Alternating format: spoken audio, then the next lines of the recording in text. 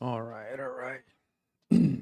Okay, so what we're gonna do, we're gonna start simple. Let's take a look here.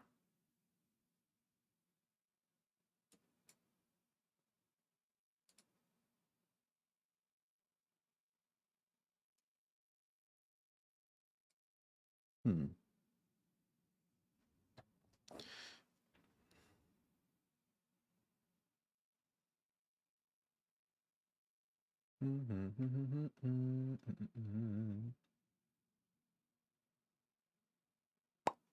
All right, so let's see.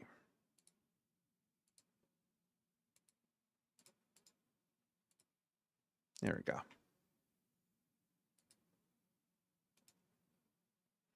All right, so let's see what is going on in the world of gaming, if there is anything going on. Let's start here. This is what's going on. What information he What's up, has. guys? Welcome back to Newswave. So we're all kind of hanging out waiting to hear how much the Steam machine's going to cost. There's a lot of concern around high price points for it, but Valve has been I'm putting not. out a little bit of information here and there to start off 2026 for this new device, one of which has to do with a certain marketing badge that could end up benefiting the entire industry, and we'll go over that here today. Also, we are going to be talking about Sony and their update for the PlayStation 5 Pro, this PSSR upscaling technology that seems like has massive ramifications for their future going into next generation.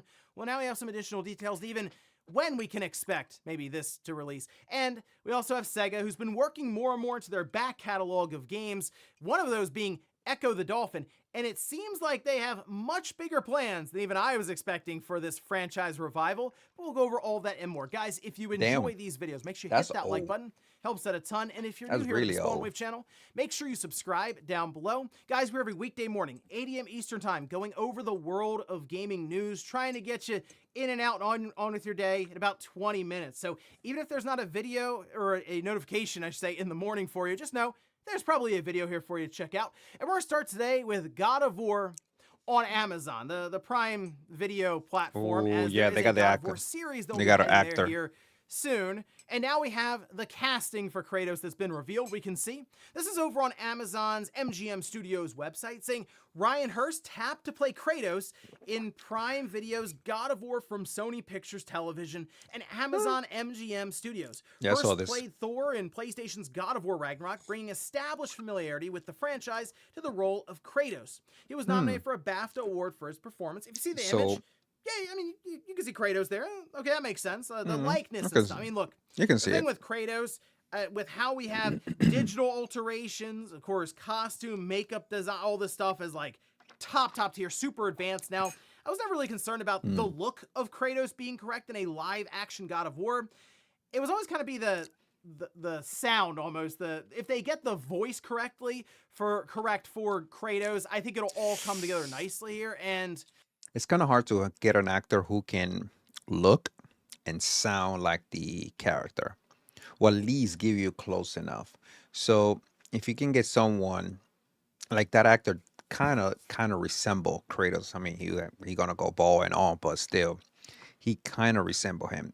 And if he actually did he play Thor in Kratos? And he get Kratos. Let me see. Mm,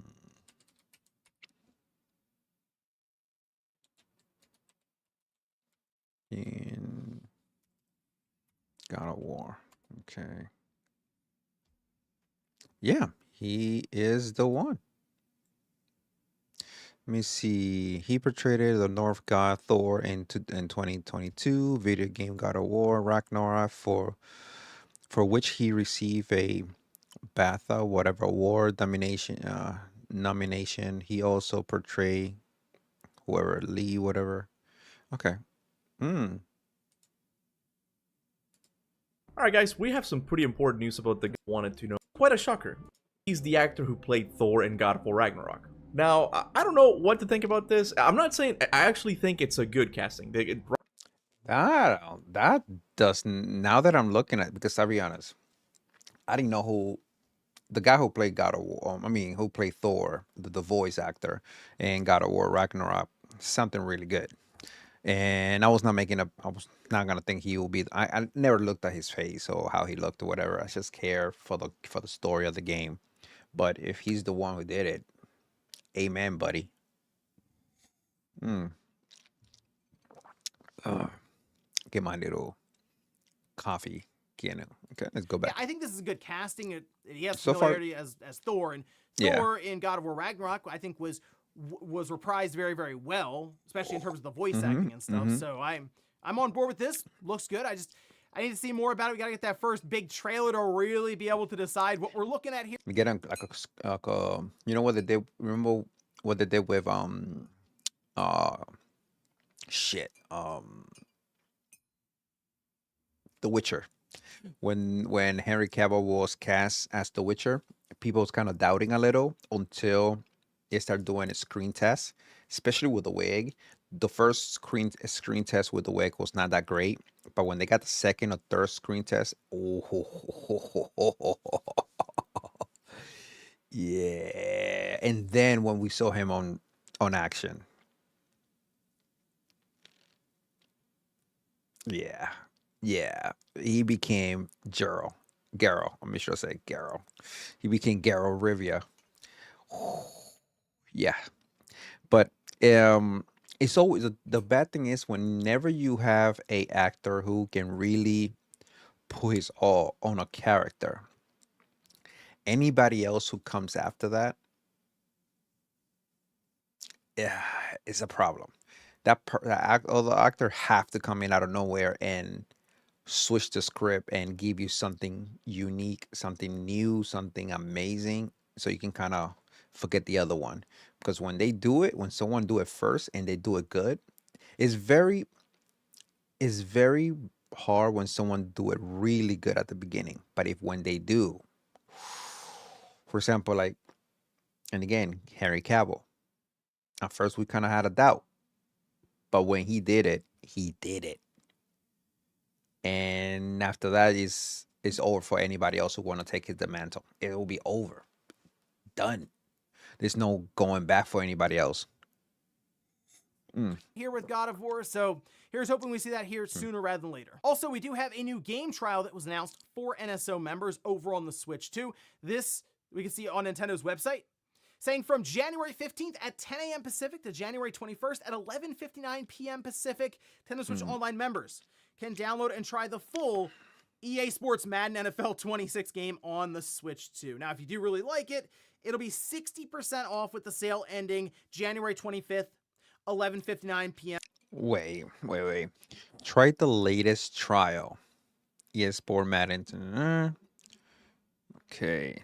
Nintendo Switch. Remember that law. The full ES Sport Madden 2026 on a Nintendo Switch at no additional cost. Okay, that's kind of interesting. Burst of Field and Squadron, Sacrum. Oh, I can barely see that word. Burst of the Field, and update the player movement, reflex, and the explosion health. Okay, can deliver a build on team. Okay, if you decide to purchase the game during this offer, you keep all the save data so you won't have to worry about losing your progress. As an added bonus, for a limited time you can purchase the digital version of Madden 2026 for 60% off. This sale ends on January 25th, so basically next, is it next week or the week after? Let me see. Oh, basically next Sunday. So this one, when this starts? Oh, so it starts on the 22nd, 21st. Oh, wait. No. From the 15th. So basically today, sorry, from the 15th to the 21st. Nintendo Switch Online members can download and try the full game. on the Switch 2 and no additional cost. That is awesome. So starting today until next Wednesday. And if you decide that you want to get the game, so you have until that Sunday, next Sunday, to purchase the full game, and then you keep your files and oh, that's you know something. I like that. That's definitely putting your foot in your mouth. Like yo, you're gonna like the game, so we're gonna give you this thing. And if you don't like it, you don't like it. It is what it is. Pacific, and this is I it's pretty like this. standard. I feel like they're in the playoffs now for NFL football, so they have a couple more weeks going into the Super Bowl. And After the then a season fully 60% off. ends, usually you see Madden go get really cheap. Discounts, I mean, kick in like crazy, and you start to find it on that $15 shelf pretty much consistently across the board. So it seems to be a nice little push for them, get people hyped up as we head towards Super Bowl with a trial and then trying to sell it cheap here on the Switch too. But hey, if you've been curious about it, even if you just want to try something new, I guess, on your Switch 2, you can go and check that out on Game Trials. Oh, and it looks like we may know when Forza Horizon 6 is coming out, and we kind of expect the official release reveal, the release date reveal, to happen next week on January 22nd during that Xbox Developer Direct. But we can see this is over on Xbox Era, who is citing, it looks like a person who saw a card pop up. Okay, so wait. So we have Xbox has an event on the January 22nd, right? So let's take a look here. Xbox event.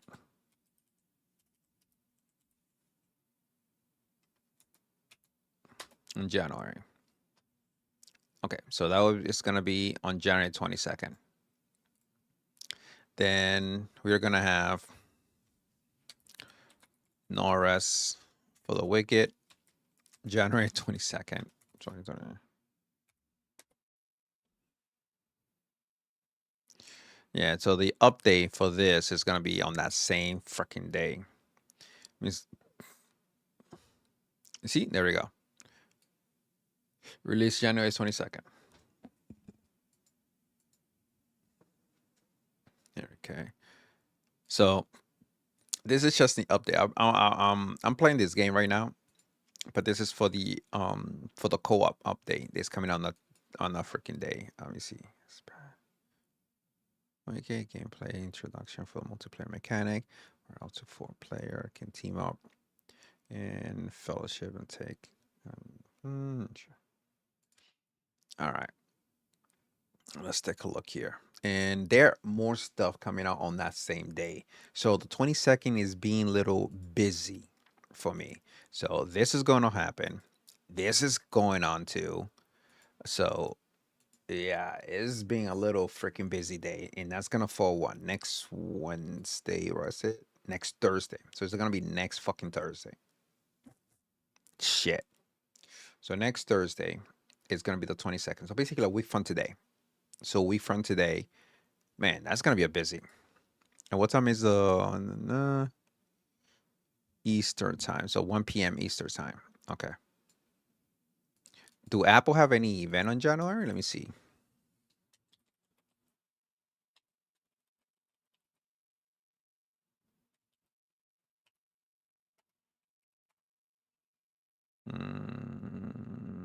Apple didn't hold a traditional event on January 2026, but in additional Apple.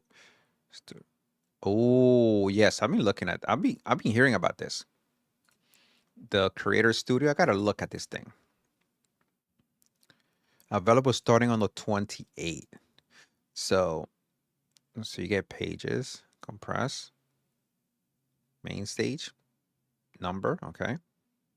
Motion, freedom. What the fuck is that? Keynote, Final Cut. I already have Final Cut. Pixelator. Okay, so let's take a look here. So you get the Final Cut. Final Cut I already have. I've been had this for years. I use that for video editing. I haven't used it in a while, but that's used to be my main thing. Right now, I'm using Adobe Premiere, and I'm gonna need to get rid of Adobe Premiere because they're too damn fucking expensive. And this is like, and I don't need to pay for this one because, like I said, I already have it. And the good thing is, you buy the licensed ones, you're done. You're done.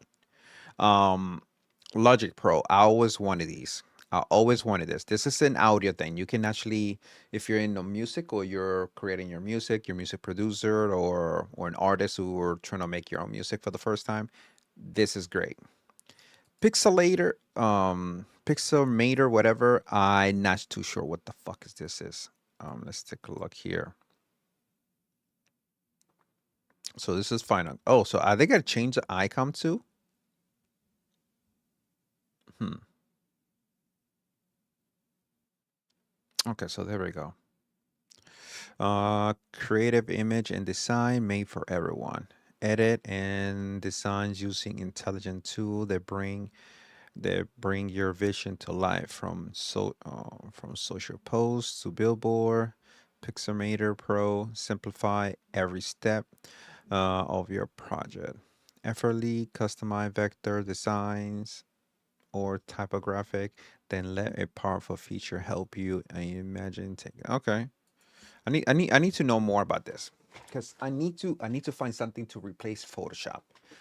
Um, and the reason for that because Photoshop, and again, Adobe is too damn expensive, and I need to find a way how to get rid of it.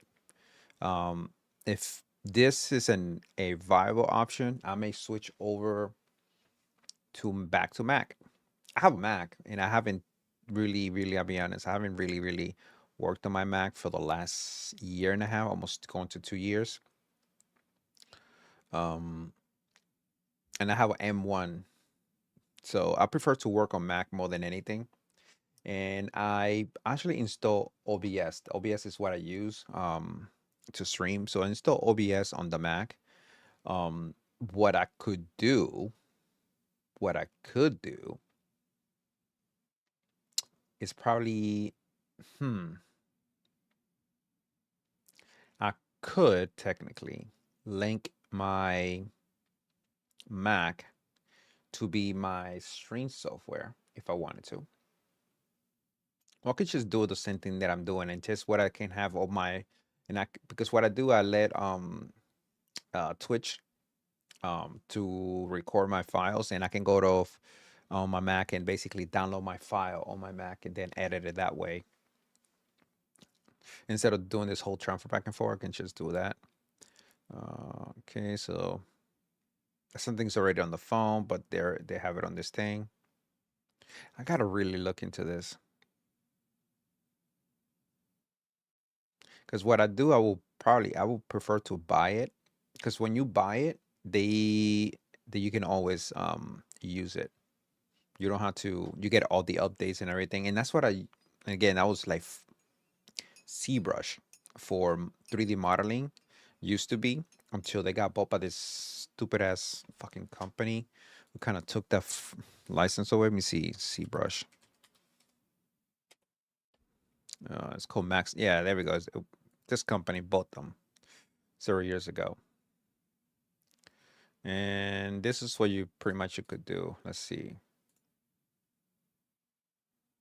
Come on. Oh, allow this. Yeah, yeah,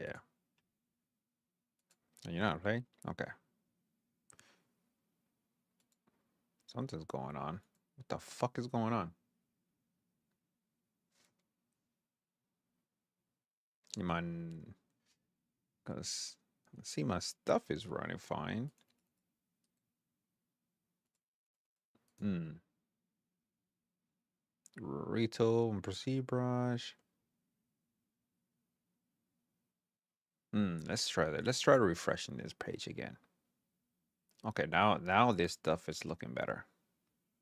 Okay, so there we go. Something was going on with the page, probably because I didn't hit that thing quick enough. So this is what ZBrush does.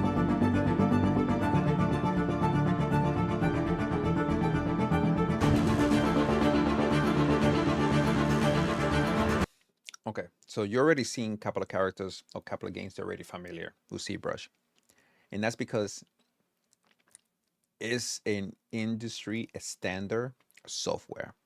What I mean with that is the industry use it to make their character look as good as possible. And there's two process to this. The first process is you create a base character, and your base character is just gonna have the base body, simple body, and then you're gonna basically copy and duplicate that body and move it to the side, and you're gonna save it as your high poly, and you're gonna increase your polygon on that one.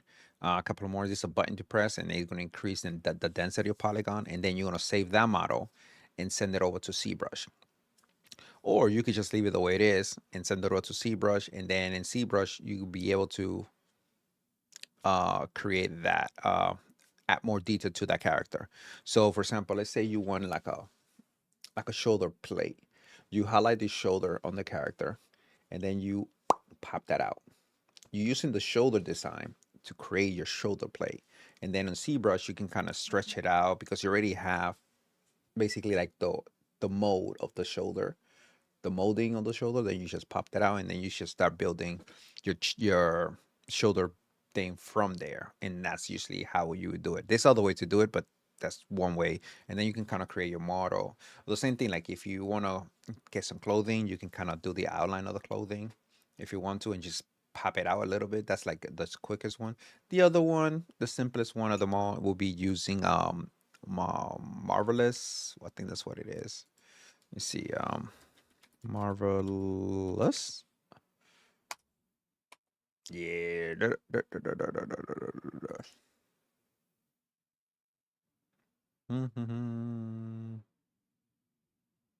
Let's go back. Oh, maybe it's this one.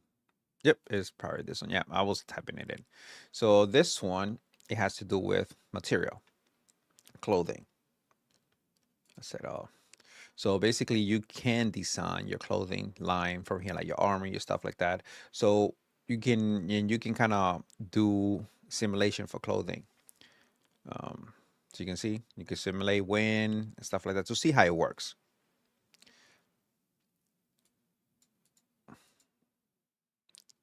And you can kind of look like you can, yeah, actually add in rigging. You can kind of rig your character here.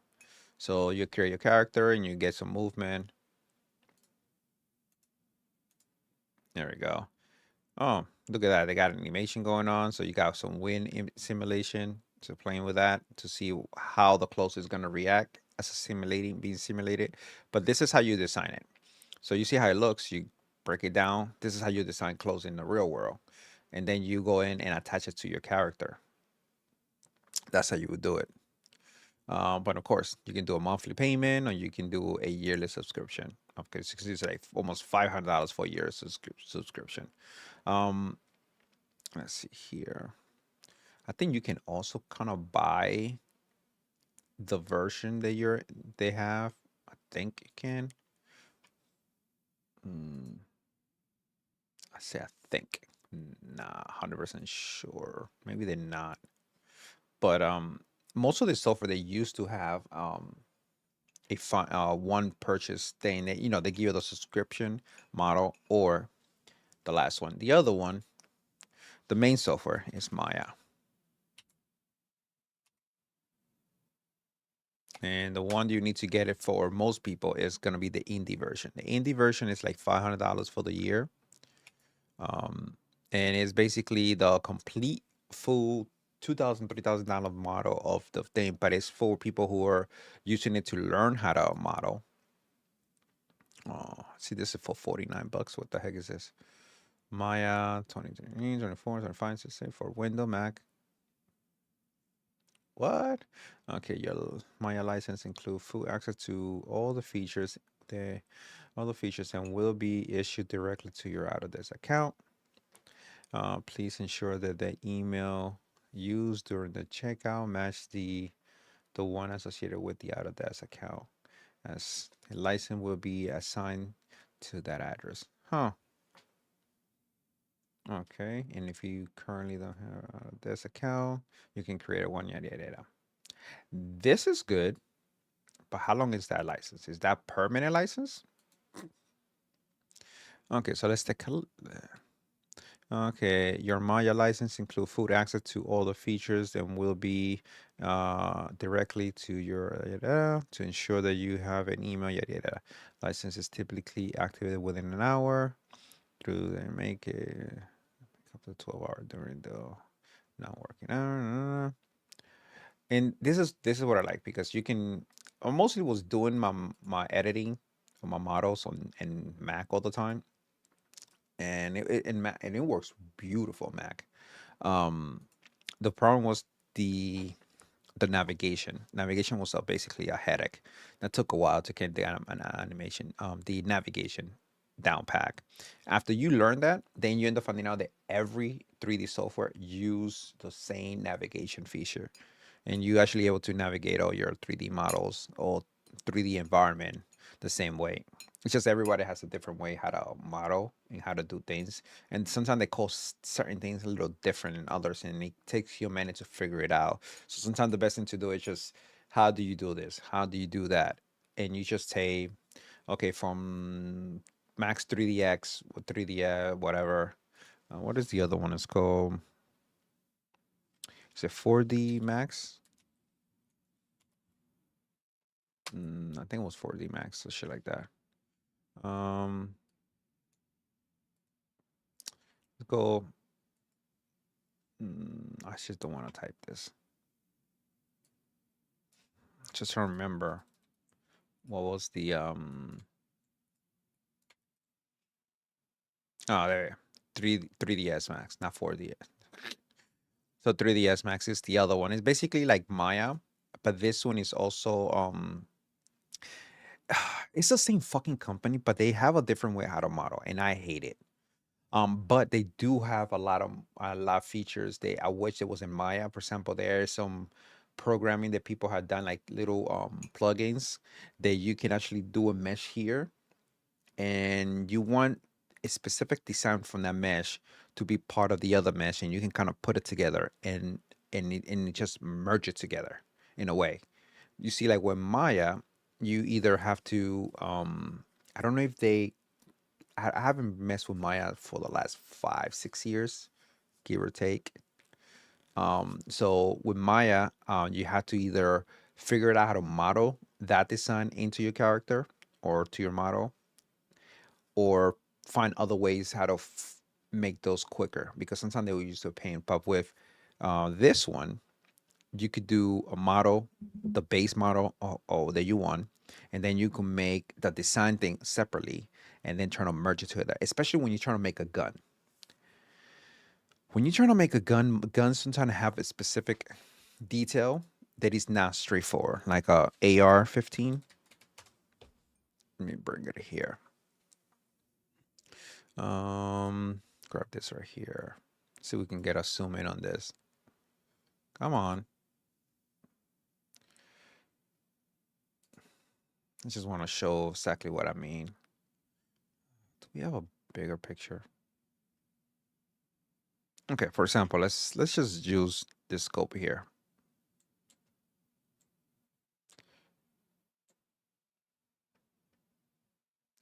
All right, so you see the scope has this little division here. So you have to try to be able to model this little detail, even though that's one big ass piece. Sometimes you have to try to get this little details here, especially this. You see this right here? This, you can model this easy, but let's say you're having a hard time to kind of get it, right? The same thing with this. You can kind of model this by itself really quickly, because if you get a frontal picture, then you can put the mesh and it just pull a cube here and extrude it all the way down and then extrude that way. And you have this. And then you have to kind of put additional lines for your polygons to kind of make it look and round it this way. And then you can kind of like project it into this as part of your texture and create a normal map. A normal map is gonna basically fake this out, like fake it like you have it in there. I don't know if you ever walk through an environment in a game. It looks good, but when you get close, the closer you get, it looks flat. Like the details they're popping out like this, they look flat. Something like it becomes looking like this. You see what I'm saying? But when you look in and when you further out, it starts, popping out like it's something like this. But the closer you get to the mesh, you're not noticing if you see it this way, right?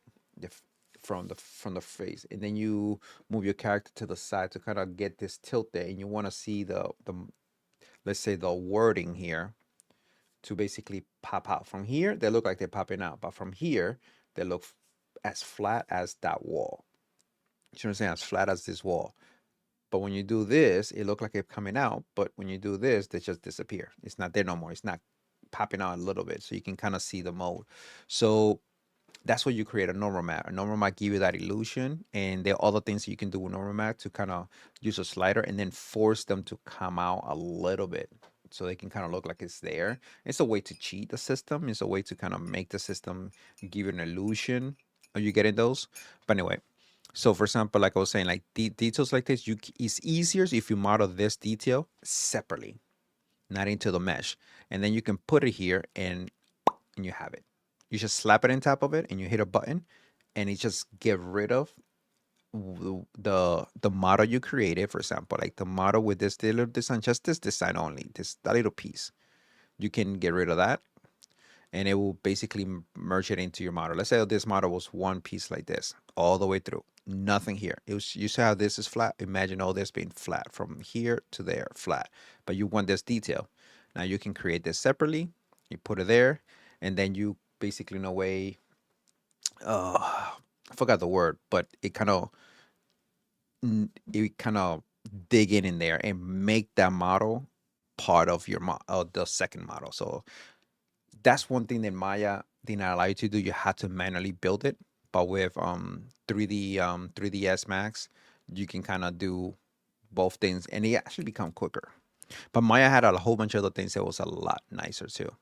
Because what you could do to kind of save time, because you got to do both, you just model this side of it. You see like half of this thing, you'll model this in half and you just do this side right here. And then you duplicate it and then you combine it. And then you put this little lining, you put this little line or little rule, and then you can kind of bend it as you want. You bend one side, it kind of duplicate the other one like a mirror. And it will bend it this way. So this way it can kind of this do the same thing. The other thing is you can model this whole thing and just model half of the unit. Basically, half of the glass, half of the top, all this stuff. You just model one side of it and then duplicate it and do a reverse thing and then merge it together. The only thing is now you got to look for all the vertices and then combine it. If not, then it's gonna break on you. So to make it be one piece, you have to make sure every vertices are equally in the same line perfectly and able to talk to each other and link to each other. So it can become one line. After that, it just become one unit. I know I'm talking a lot. It's just and the only way to show what I mean is by showing you. Damn. And let's see. Oh, fuck. Get it small. But anyway, like you can see all these little details. Like you can make a cylinder straight here, but there's certain things that is easy to do and kind of hard to do. Like you can look, you got this design here. This is round, but at the same time, you got this design popping up here and go flat. And then you have this other design that kind of pop in top of this. So that design is right here. And then you have this other design right above it, but it's still into one. You know what I'm saying? Like it becomes into one, like something like that, but it's still going in. So this is good to, is easier if you actually make this separately, slap it together instead and make it look like it's one piece, especially that little piece right here. You can make a quick little cylinder with this little curve and this also curve here and boom, you're done. Instead of trying to model this, because this is a whole chamber. This whole chamber here is by itself. And this is not even there. So it goes from here, there, there, there, and it comes, also this is included. And you go there and you break it down there. This is one piece you have to model separately. You have to model this piece separately. And you have to model this whole piece separately. And of course, that's another piece. So from here, down this way, to the trigger, down this way, up this way, and that's it. And this is another piece right here. And that's another piece right there. And that's another piece right there. And of course, that's another piece. And then this little black little spot right here, circular thing, is one piece.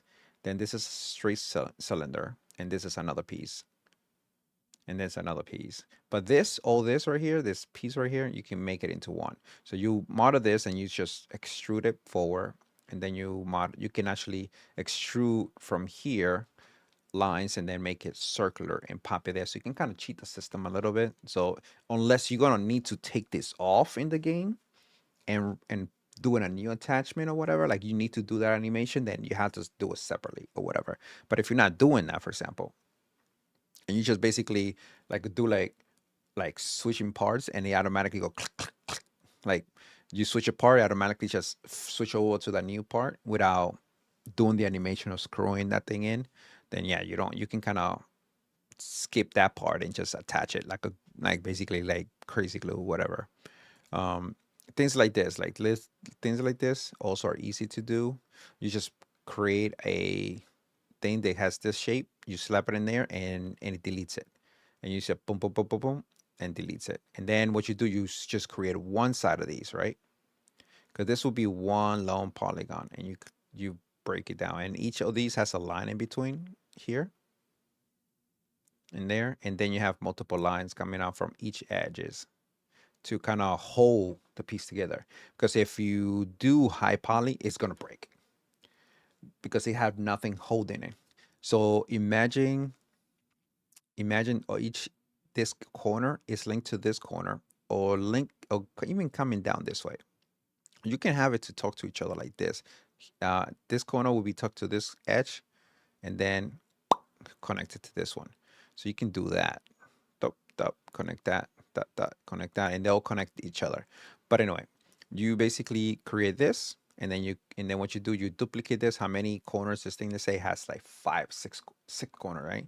So like 1, 2, 3, and then 1, 2, okay, so let's say I got 3, and that's 4, that's 7. So 1, 2, 3, 4, 5, 6, and then this on the bottom is a 7. So you know it's 7 pieces, and then that top will be an eighth one. So there's eight corners. So you create an 8 corner, and then you take the cylinder and you just have it to bend over to touch all the corners to touch each other to make it like this. You don't, so this way you don't have to model each and one of them separately. You just model one, and you get, or what you could do, you could just model this section here and then duplicate it all across. And then when you get to that one, you just extend it out that way. And then you go and duplicate it 8 times and you're good to go. That's it. That's to model this one. And then you take a cylinder, a long cylinder, you just put it there and just stretch it right through it. And then this one, you just extrude it, or basically expand it, push it out, expand it, push it out, and then you do the same shit here. This one you model separately or whatever. I mean, if you want to make like Call of Duty, or if you want to choose every little piece in detail, then you can do that. That actually make you as a good 3D modeler. You can do that, and that's actually help you a lot. And because you can, if you do everything separately, you can also what you call it, use it to create different model of the same gun. You can create different fucking models. Like you can customize it. Like you can have this and have different designs and always change it. And you have the same gun with 300 different looks. This is why they say your DLCs or whatever with new skins or whatever, because it's the model of the same gun. It's just changed the look, so they add new things to it, whatever. Like all the little details like that, you just put little things in there to just fake it. Yeah, so all these are kind of cool. So this is why you need an Adobe thing. Dude, this is fucking cool. I gotta look into this. Huh. Kind of like, do you trust this? Do you trust this shit? Because if this is true, I will buy it. My question is, if this is a permanent license?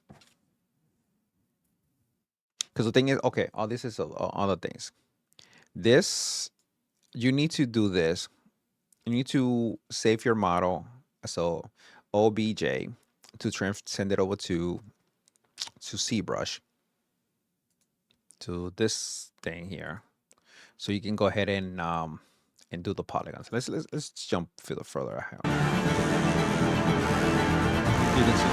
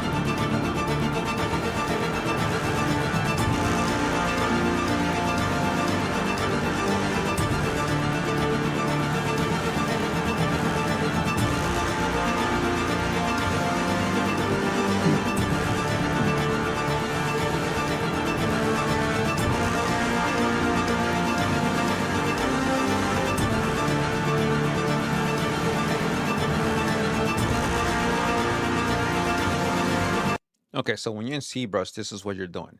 This is what your character is gonna look like, and you can change because this is basically a clay base, and they're all gonna look like clay to kind of give you that natural look of something being realistic. So you can change the looks of each of the clay. You can change the look of the clay. You can change the look of everything. You could put different. They give you enough free texture. This is this is the texture, but I'm talking like the color one. They give you enough so you can kind of separate what something should be glass. They got like a glass looking thing, and then they have this base one, and this will be your base. Usually it's like a yellow, like this ugly red color. It's usually like a red ugly color, but some people like to change it because they don't like it. And then you take the brush and you have a pen. Let's see. The best thing to do is you have a digital pen and you have a tablet with you, right? And on the tablet, cancel. And on the tablet, you basically with your hand, it's got all the stuff in there. And you will switch over between different brushes. Some brushes will give you this type of detail here. Some brushes will give you things that make it look like you are cracking the concrete. And you see like this corners right here, you can take that same brush and crack stuff out to give you this type of detail. Or sometimes you will have a brush and you use as a move button. You can grab it and just push in each corner to kind of give you those little details or whatever.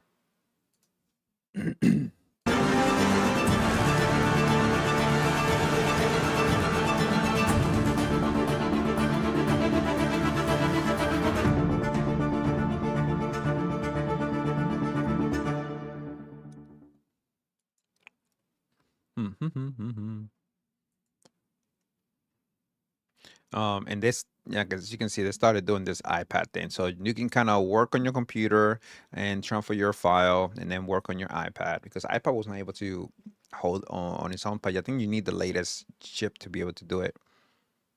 Mm. Oh, this one? I know the people who work in this movie.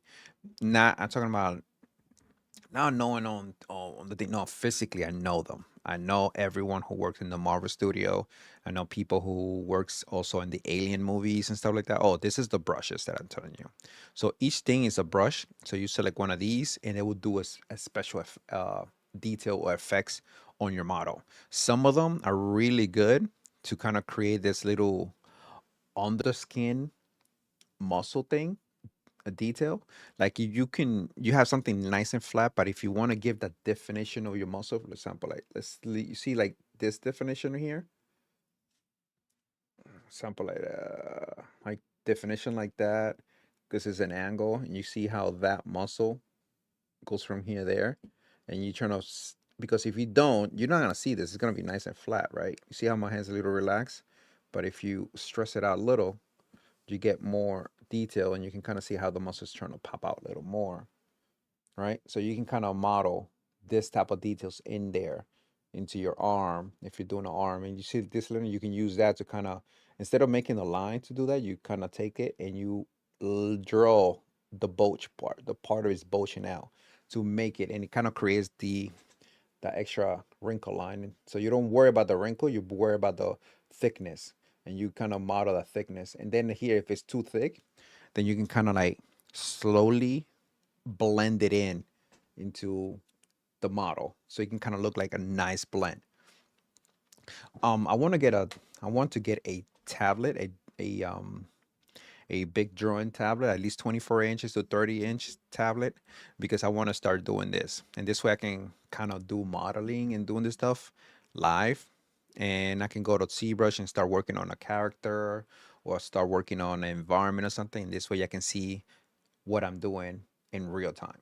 And when I render, if I have an error, boom, you will see me make fucking up on the error or whatever. Um, let me see here.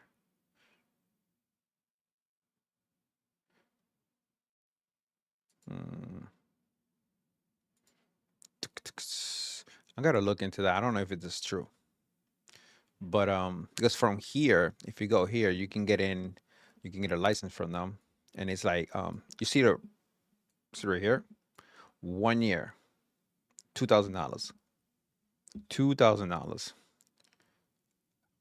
Oh, you can look at this. If you do the monthly subscription, 255. If you do the annual one, so the subscription instead of being 200 something is gonna be 168 per month. So it's a little cheaper. You save some money, but you pay the $2,000 at once because you're kind of paying the entire year. And what's this one? Minimum 6 token day for the no, that's kind of gay. But they do have what you call an indie package. Let me look for it. And the indie package is basically like $500 or something like that. My oop.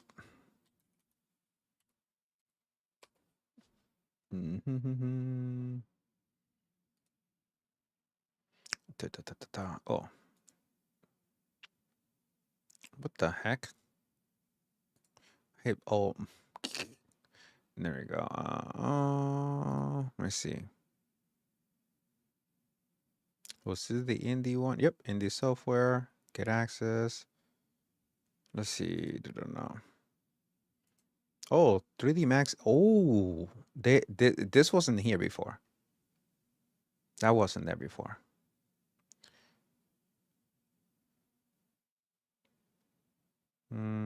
You see, so this is what you need to be. Okay, so your annual growth cannot be cannot be greater than this. Must be less than that. So it has to be less than 100K. And may not lead license, so any project value, that kind of makes sense. That's the same thing what Unreal Engine does. So Unreal Engine do the same thing. If you can use Unreal Engine for free, but you need to pay if you're whatever you're doing is making you a thing of 100K and more. So they take, I think they take I don't know what percent. I think it's a 10% or whatever. Um, Let me see here. You may use the license with value. Yep. You can use it to make anything you want. If the thing is that this becomes different when you start making money. Um, Before what they did had a student license, and the student license used to be free. So a student license was usually for like a year or two for free, and it's completely unlocked. So this is what the school did. The school basically give you, you got your student ID, your student email, and you go to Autodesk, use your email to get your license, and you can basically use the software, 100% full version of the software for free. And you didn't have to worry about anything. It was 100% free. And you can practice as much as you want. Keep practicing, and that's what I was doing a lot from 2015 until 2019 or what, somewhere around 2019 they stopped doing the student. So I could not use my student license anymore. And at that point, I had to pay like 2,000, 3,000 dollars. So I haven't used Maya since then. So that's what I said, like maybe like 5 to 6 years I haven't used Maya.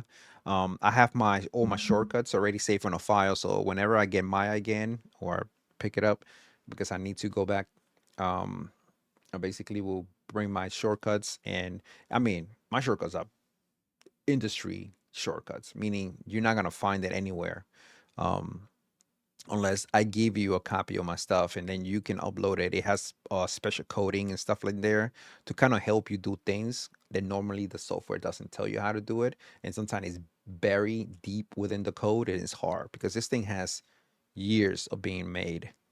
Let me see here.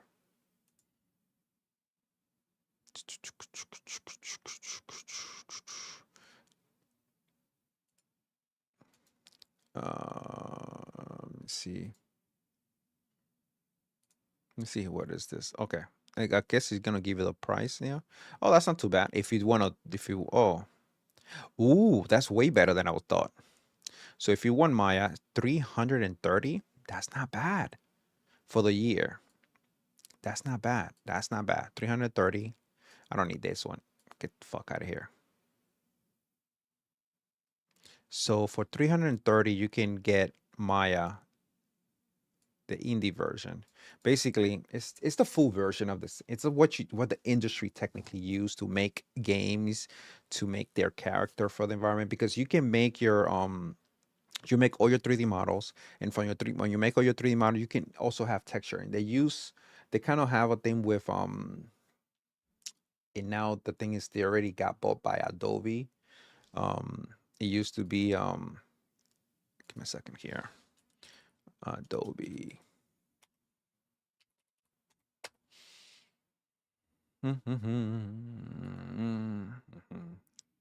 We started watching videos, news, and I end up talking here. There you go, the 3D world here. There you go, Substance. So Substance used to be a thing.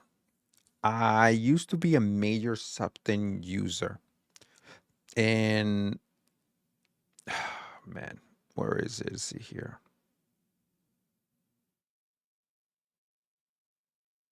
And the reason I say I used to because I used to get my license to use Substance all the time. But they so Adobe bought this fucking company, and I feel like they screw me over. Um, because you could buy, I think you could still buy a version of it, like the most latest version of them. They used to have this community, this website. They're the community, even I. So the community will go in and create a texture. Let's say we created a metal texture or some kind of cloth, right? Like a very rare, like a very hard to texture cloth. And we put it out there for the community. Now everybody can use it.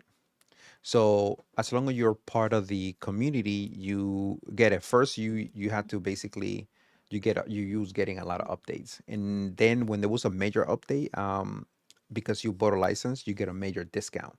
So instead of paying, let's say the software, if you bought it for the if the software was available, let's say the software was like $150, because you already bought it before, you already have a license, they give you almost like a 60% off, or sometimes a little higher. And so this way, what you're doing, you're getting the update version. So basically, it's basically migrating what you already have to the updated one. So I was always texturing all the time, and you can actually also, if you had a pen, you can basically texture a specific detail that you're not able to model yourself, and you can texture it into it. Like let's say you want some rust. You know what the underbelly of the metal color should be. Let's say it's this metallic color, right? Then you put a upper layer, and then you put another layer. So you almost like a sandwich. So this is your base color, right, on your skin, and then you put another layer of what the rust layer is supposed to look like, right? And then on top of that, then you put your paint. Let's say paint is red, and then you can kind of little by little delete the paint, and then get to the rust part, and then get to the metal part. So you can kind of make it look like it's rusting. You see what I'm saying? Like it's going down. Or you could kind of mix it in between.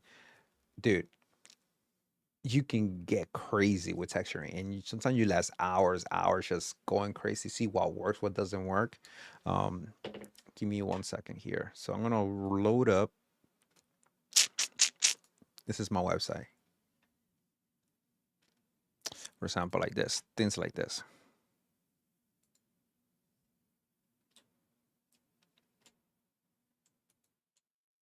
Hmm, come on, this is one with some man.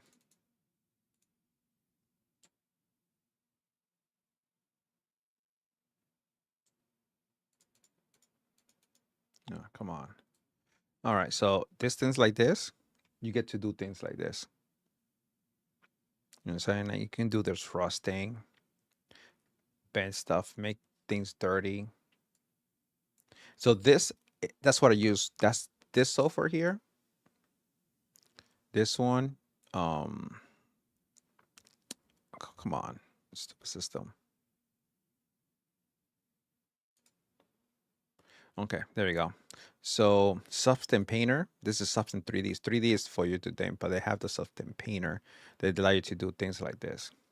See? And they also have another one called Substance Designer. There's a lot more intricate. But Substance Painter is the one that allow you to do things like this. You get your texture, you get your dirt, you can stamp your dirt, you can delete part of it, so you can kind of do things like this. Um, so See, like things like that can kind of get this done. Oh, this is manually done. You see what I'm saying? This is not like this is manually done. So there was two model. Like also the same thing with this. This is manually done here. So this was I made the model in Maya all together. That's one piece.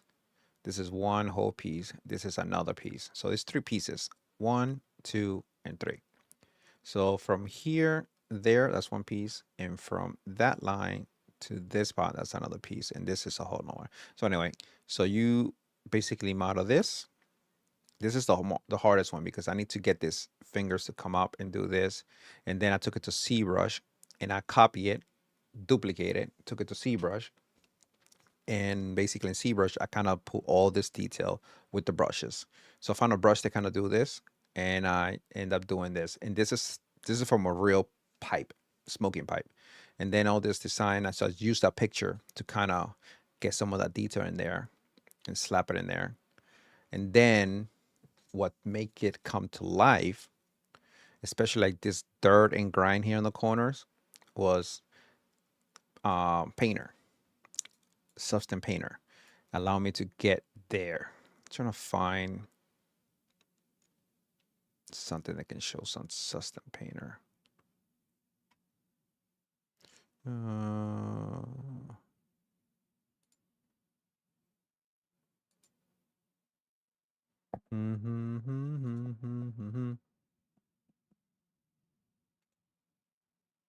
Okay.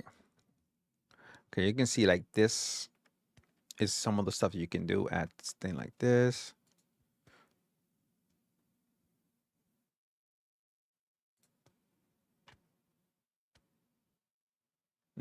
Easiest thing to do is do this.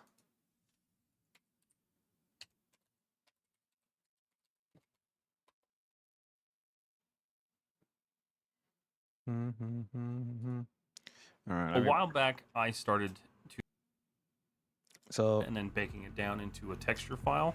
So this is what your model will look like. This is just the base, no color, no nothing. And as you go, Go to our Smart this Materials is button. this is all your materials here. So they end up creating different type of materials. So you got your regular material, you got your smart material. Sometimes your smart material is basically a material that you wanted to be some, like for example, you can create a rusting paint, and then you drop it in here, and then you have sliders that you create to to decide how much of the paint is deleting to kind of show the rust and the dirtiness from the inside. And then And I make know and that adding since more this is a detail to it. grenade, it's going to be kind of like a dusty metallic. So I think what we'll do is we'll try this steel gun. That's a pretty good look. I like the way that kind of comes across. And you can see how like this adds a lot of the stuff for you. This takes care of a lot of the edge wear. Yeah, like you see like the little corners here. This is what my smart material will do. We'll create some of this stuff, and then you have to kind of still keep working on it to make it how you want it. But at least you get you at least 50%, 50 to 60% there. It looks very nice. The only problem is that you can kind of spot these smart materials a mile away. So you can still use them, just don't rely on them. Another issue here is that you can see sometimes these smart Yeah, that's a scene right there. So you need to learn how to materials hide are it. really good at showing where your seams are. So that's another problem that can Oh, kind of come up oh, he just mentioned it. I just saying like that was a scene right there, and he's about it. But we're not gonna stress about that today. So we have this material, but grenades generally aren't black. So we want to change that. So we're gonna open up this little folder. If you've ever used Photoshop, it's your essential. layers Yeah, it's the same thing as Photoshop. It's all layers. here work the same as Photoshop. They're very, very similar.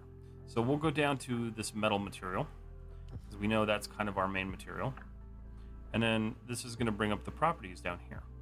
So And this we're is gonna the slide. This is scroll the down sliders here. that I was And mentioning. so this is take one some of of the the- places that I got really tripped up is because I couldn't figure out how to actually change things.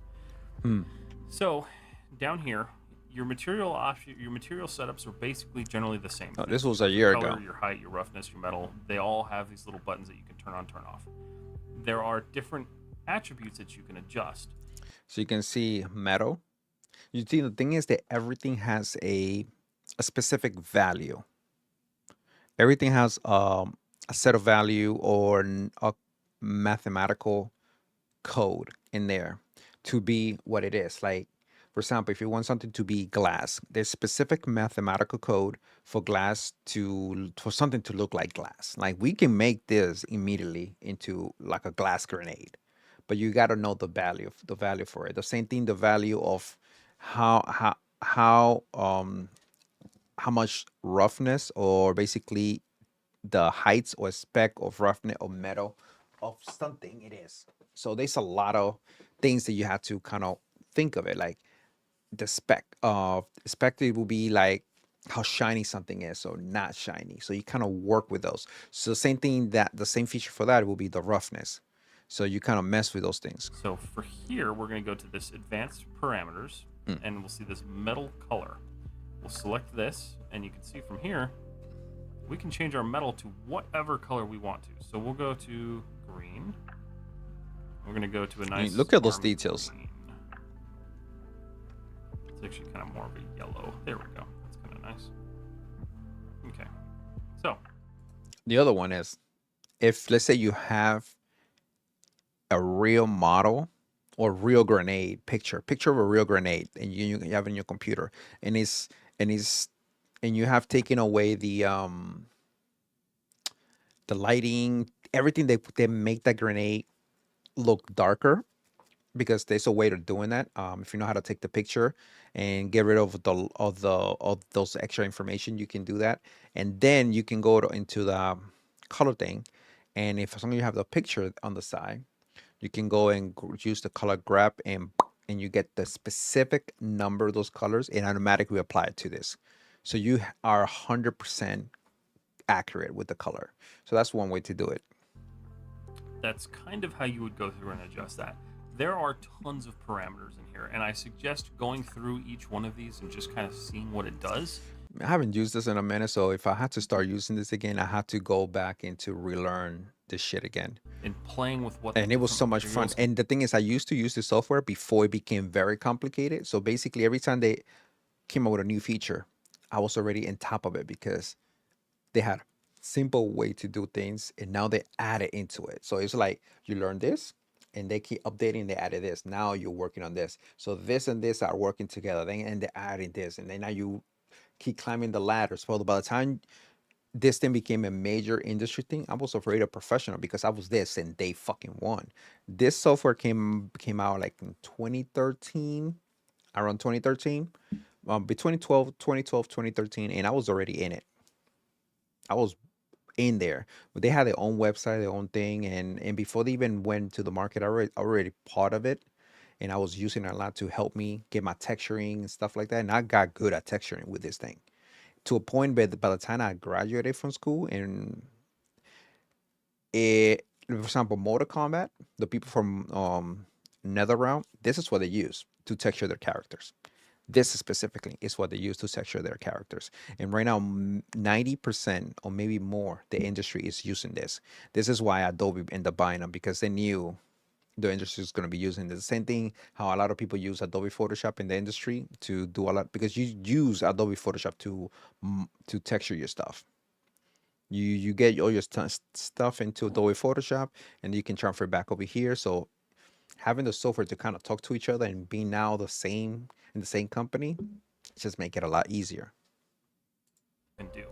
So you can also look in here. So because this is a smart material, they're generally built up of multiple materials. So you can see how we can just disable our scratches. We can do all sorts of stuff that we want to do. You can tell that this sharpen right here, this is what's causing our seam to be visible. You can fix that. There is a button.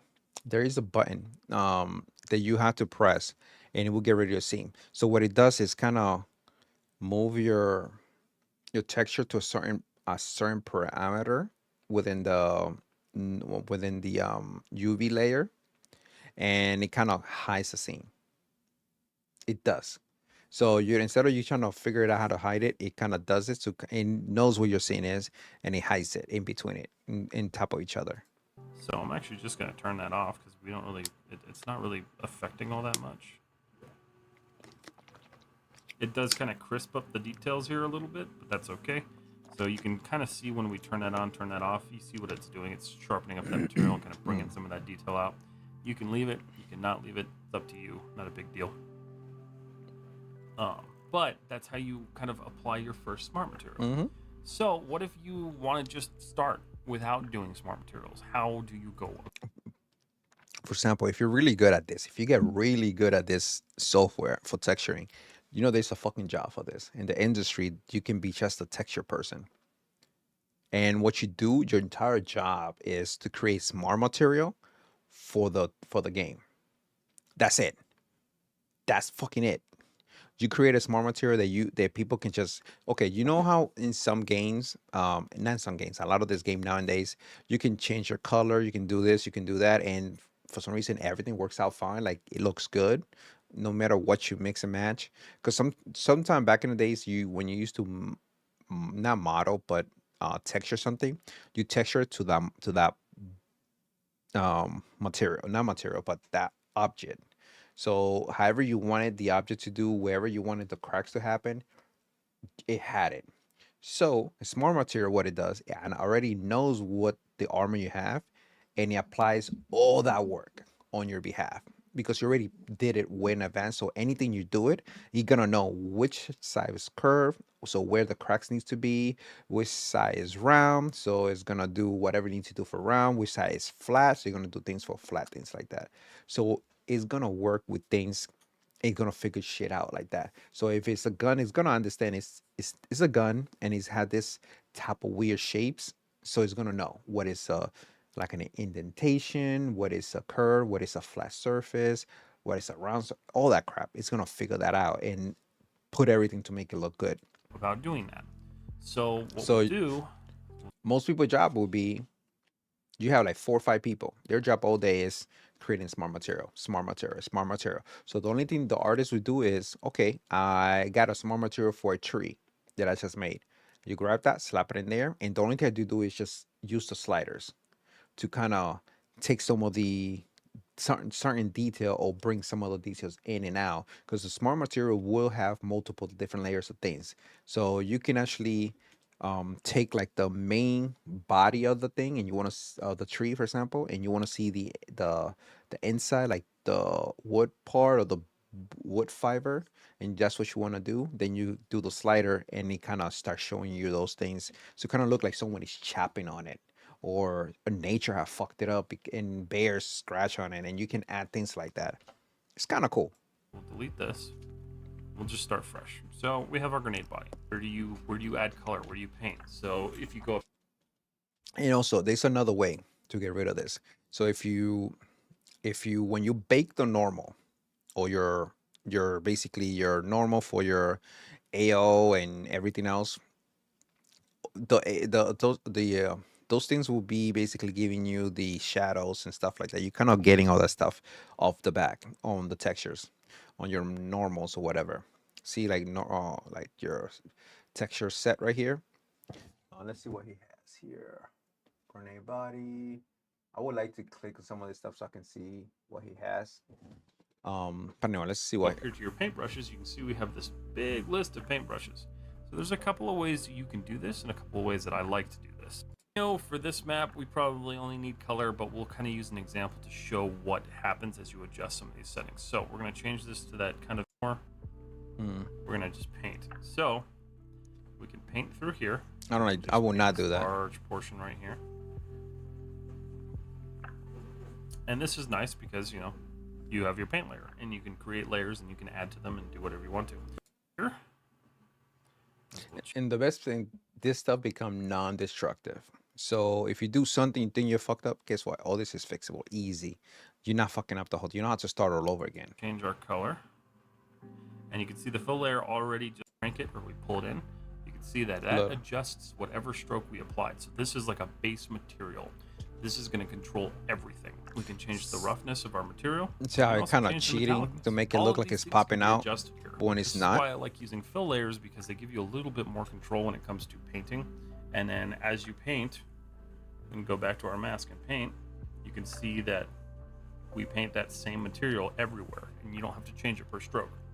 The other thing we can do, just so say we want this to be our base material.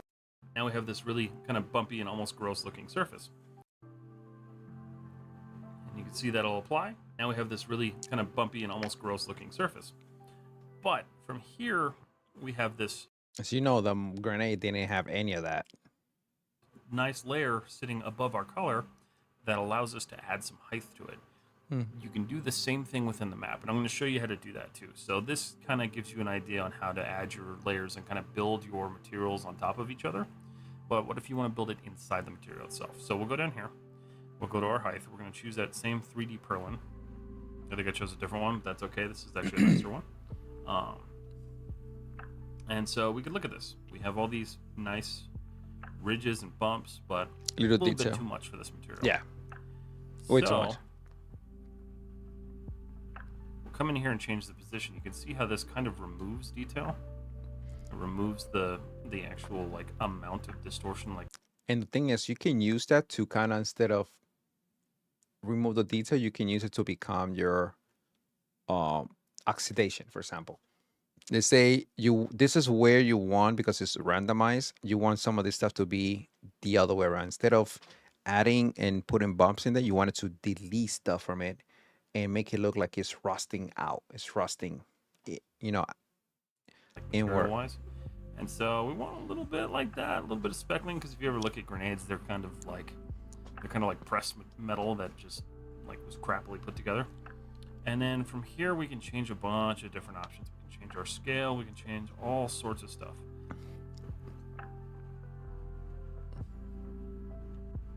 I think really what I want to do is just kind of play with some of these. That's all you have to do. See what works, what doesn't work. And then I'm And going you to figure it out. because I want these to be kind of like dense, right? So if you look at this from a distance, Just like I was thinking about. you can tell they're kind of like indented in, and that gives us that nice kind of like material there. So you get to this point and say you like it, but you want them to be a little less dense. You can adjust these settings and you can kind of play with them and tweak them all you want to. But the other thing that I like to do is I'll actually go up here, I'll right click this, and I will go to add a level. A level is going to be a really nice way to control your map data without going into the settings and just fiddling with everything and changing the overall look of it. Okay, You just want to adjust, he's like, pretty say, good. the height of it. So what we're going to do is with our levels, we're going to hit base color. We're going to change this to height. And you can see if we pull this in, Look at that. we can Oof. suddenly adjust how deep these are and how much they actually show up. So we'll leave a little bit there. And that's actually looking really nice. That's a really easy way of setting up a material and then kind of playing with it and adding to it and just really building your own materials. Some of the more advanced features of Substance Painter allow you to use things like masks, smart masks, all sorts of stuff. So what if we want to add some dirt Dude, I use Smart Mask all the time. to this thing? So what we're going to do, Let me see here. Let's go back here. Oh.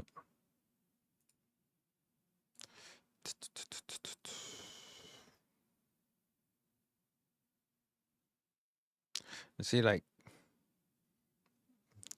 the gun, the details here on this gun, like things like that, like the glass thing, things like this, like that is what he was kind of doing here.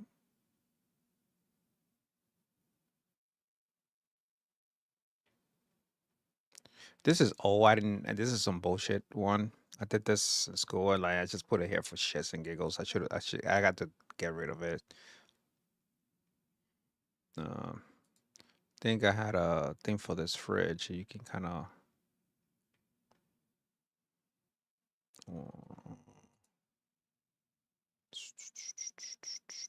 See, I made a silver one. This is one with a pistol.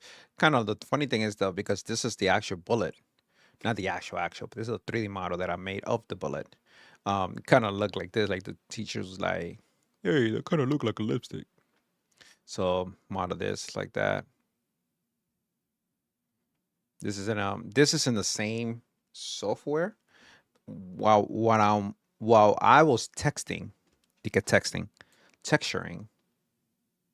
While I was texturing, I could put an environment with real world lighting to see how it will look and react to see if my texture is working. So like model these right here. This was a bitch to get this done. I didn't do this manually. I had to do this in texture. This is all made in by texturing. This was not being. I didn't model this in ZBrush or nothing. I did this in texture. This little lines or whatever to make it look like it's popping out to kind of lie about it. All that was in texturing. So I had to basically select what I wanted into its own unique bubble within the texture, name it, and then I took it to a painter and I created that in there. So that's a lot of things you can do. For example, oh, like you see right here, the little rivet, this little texture, you can put your finger so it don't slide over. I did that also by texturing, not model. Let's see here. Of course, all that was texturing. The same thing with this. There were texture in, not model either. That one was I looked for the symbol of the company and I stamped that in using um, what you call it, using Substance Painter, and I was able to stamp that in, and then I used the thing to kind of make it look it's popping out.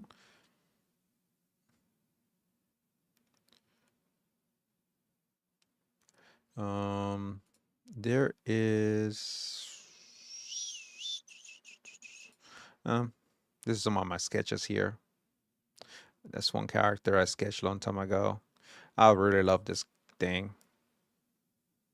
I really do. It was so fucking cool.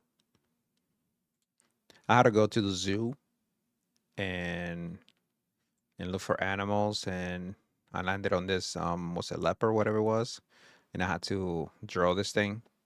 And then they want us to do a what do they call it, a chimera. So pick any animal, and they want you to pick like up to three different animals and basically combine them. So this is was a bald eagle leg that because there was a bald eagle. So I found the bald eagle and I took a picture of the whole thing and I looked at his leg. I said, "Ooh, that looks kind of fucking cool. Let's put that in as the front paw for the leopard because you see those claws? They look nasty." And then I wanted a freaking crazy snake, and because he has a lot of hair, it would be like this little punk ass thing coming down the side, like the hair passing and coming around. Yo, like an emo looking thing. And if you lay down, it kind of like the hair will kind of camouflage and then whoops, bite your ass. And then this was a drawing on my car. I just kind of draw the environment here, trying to do some motions here, whatever. My wife loved this character. For some reason, she loved the design of this character. So she always told me she want me to model him. I don't feel like doing that. Um, and that's some of my models. Let's see here.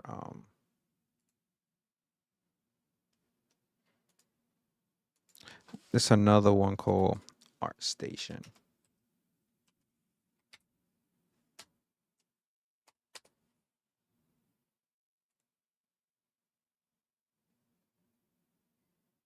Give me a second here.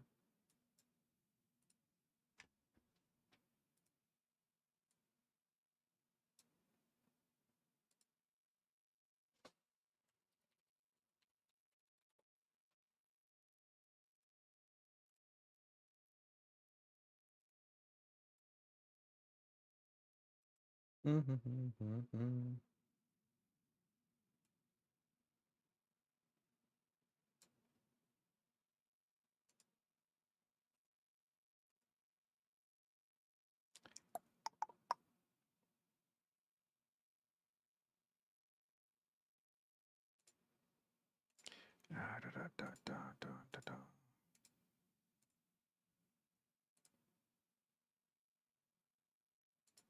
Come on.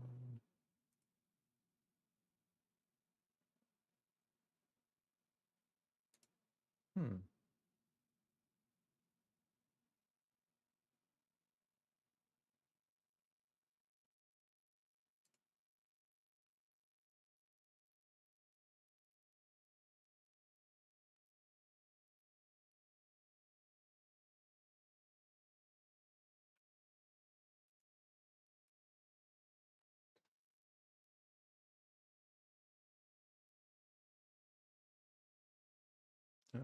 Bear with me here. I'm just looking for.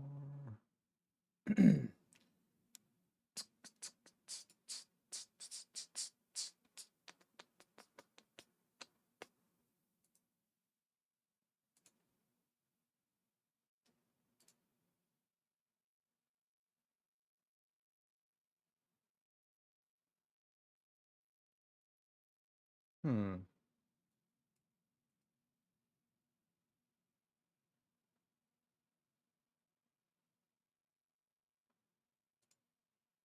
Okay, let's see.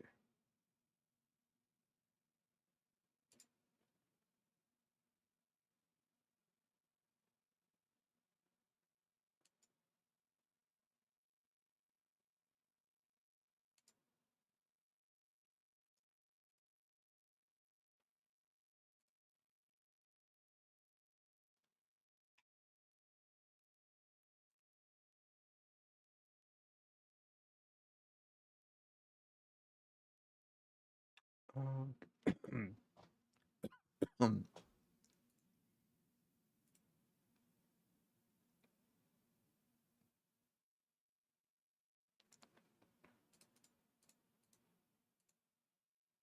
oh, come on.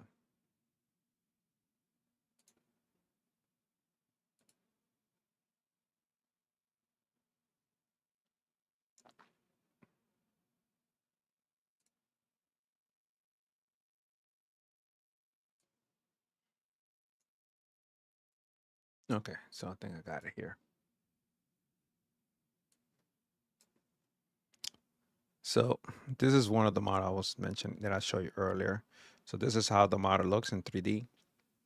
So bring this up here.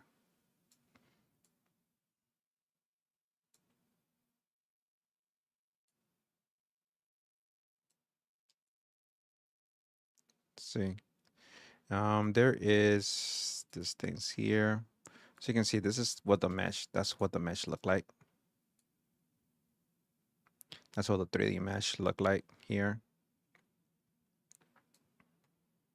As you can see, it's all one big unit. And so the line follows here. There's certain things that could be cleaner here, like this is because of that.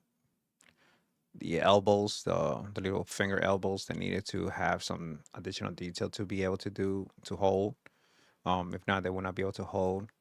And let me see here. This is basically what give you some of the lighting and shadows or whatever. You can see some of that right there. Kind of fake that out. This is another one. So this is maps that you have to create for your thing. And this is one without lighting. And this is what the final product will kind of look like.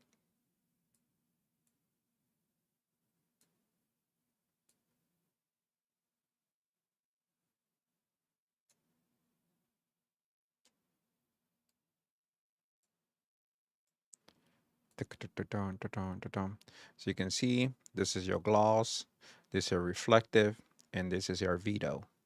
And this one is your normal map. This is what your normal map look like. What the normal map is what has all the crazy details. That's what it has, all the little lines, all these crazy lines here. That's what the normal map has it. If you disable the normal map, you won't have anything. It will be nice and flat. Let's see. There's a way to disable it.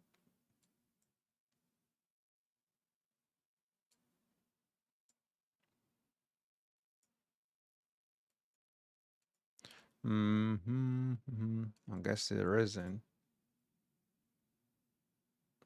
And this is another software that I use. It's called Marmoset. And this one is to basically model your stuff. Now, what I mean, my model is you will bring it in, and this is how you take your screenshot for your portfolio, like this, like it's like that. So it has all this stuff. You put all these maps, and then this is your final result. And then you can do the lighting and stuff like that. And now they're adding other stuff that you can now use it to do texturing within this. So it's kind of cool. Let me see. Ground your 3D asset with striking background tools. See, like the background's not moving, it's just the ground here. That's kind of cool. That's fucking cool. So if you have an animated, you have the animation done, then you can kind of do things like that. I showing you how they do it. It's kind of cool.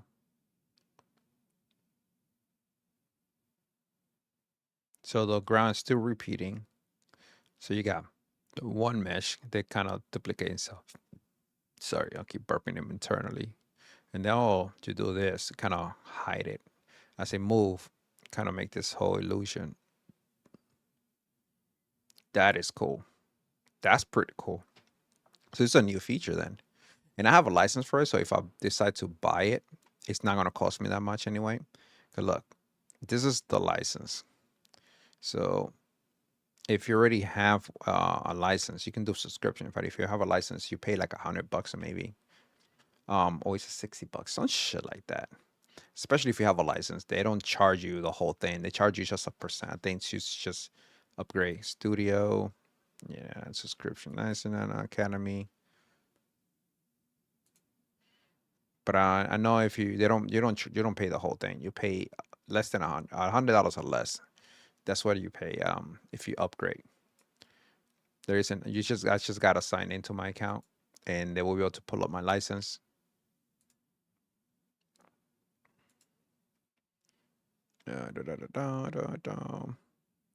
Let me see something here. Hold on. Man, we just went to a 3D world rabbit hole on my end here. I'm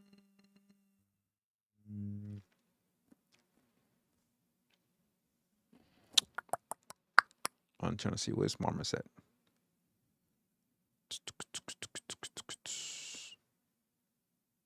Ah, there we go.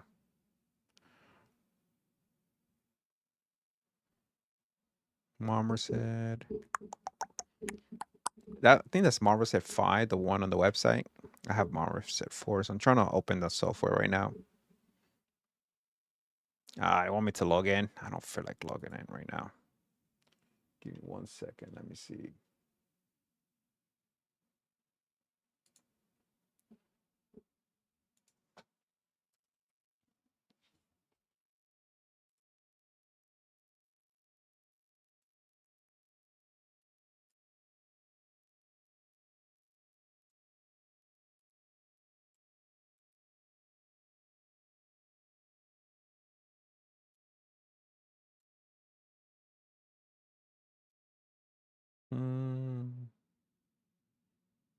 Okay.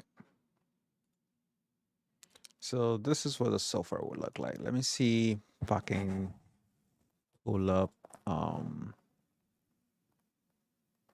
maybe the last scene.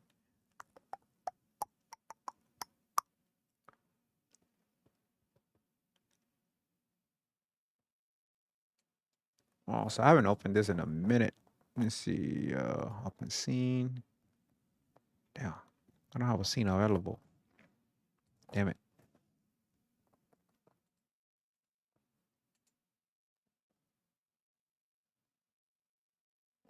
But anyway, this damn. Damn, I wish I had a character or anything that I can show you right that I worked on right now. So this I can open everything and show you how this looks.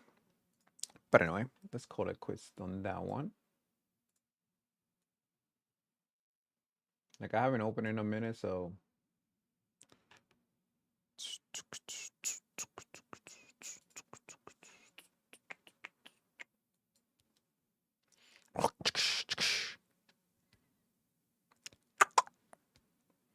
you see, you could do any, like I said, animations to kind of give you an idea of what something would look like. So you don't have many software.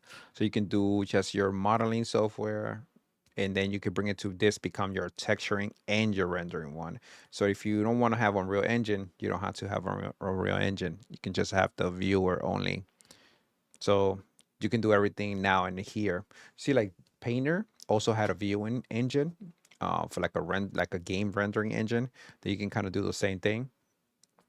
But because they got bought by Adobe bought them. Um, a lot of people just kind of left them, and these people's kind of filling up that gap in between. Hmm. So they added baking, so you can kind of bring your model, so you can kind of bake some of the detail. So what you do, you load up your low polygon one, and then you upload your high polygon, but you're not uploading the same scene. It's just gonna read the file, and then it's gonna bake it on the back end. But you gotta make sure that everything is settled in the center. So wherever you save your character, the scene has a center. So you have to grab your character, look for the center of your character, grab wherever the center is, pull it all the way down to the ground, right in the center. You just clip it there, save it, and you do the same thing for your high polygon model, and do that and save it that way. Because if you don't center it in the same scene, then let's say this is your main one and this is your high polygon. If they're not centered together and top of each other in the same spot, then one will be here, one will be there, and it's not gonna be able to bake the information from the high polygon to the low one. So the low one had no detail. What this, you see, like all those lines and stuff like that. This is the high polygon, for example. Imagine this one having all the fingers and all the digits, but there's no detail. It's just flat, basically flat, like this. What the heck? Oh, okay. You see how this picture is really flat right here? So imagine this hand is flat like that, no line, and then you see all the lines on this one. Then when I bake it, it should have all the information. So let's see here. Kind of maybe they're going to show you. So it's baking right now. Too low. So this is all the stuff that you need to bake here. So you got your metal, your roughness. Okay. So you baked everything already. This is everything had to do with gaming. And from here, you just start, working on your texture. So that's where you start working on your textures here.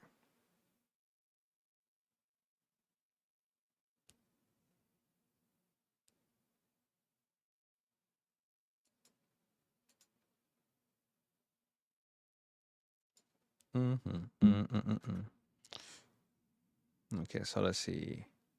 Decal layer. Decal project. Oh, this is nice. So this is another thing, like I was telling or mentioning earlier, how you can fake some of the detail without making the detail. So if you have a specific detail that you want here, but you have it not modeled because it's kind of hard to do, you can have like something they may like a model. They may have that design. See what I'm saying? And then you can kind of work it in with part of the texture, like that. Mm, mm, look at that.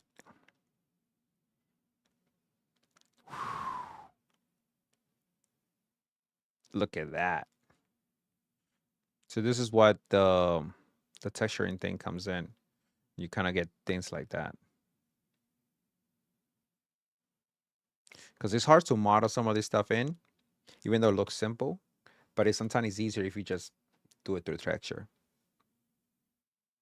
You can get those type of detail. This is cool. This is on the 5.0. So I need to I'm gonna start getting back into 3D modeling, and this is one of the things that I need to learn how to do. Because in Maya, you do the same thing, but you do it different. You have to model the whole thing as you want it, and then you basically reflect that information into it. But when you bake it here, you do it right in here. It's kind of off right here. You need to kind of like fix it to center it better, because you see how it kind of tilted this way. It's smaller here and higher over there. This is cool. I love 3D things, man. And this is how you learn how to make games anyway. You start with this, and then little by little you start getting into rigging and stuff like that. Like, look at this thing. The smudge detail. See, like you can work on these things like this. You're not modeling. You see how he's just drawing the things in. Look at this. This is cool. Make it look like a porcelain bird. Oh, that looks sexy as hell. I don't care what you say. That looks sexy as hell. Let me see. Tire strip. Let's take a look. Oh yeah. Let's get big on that.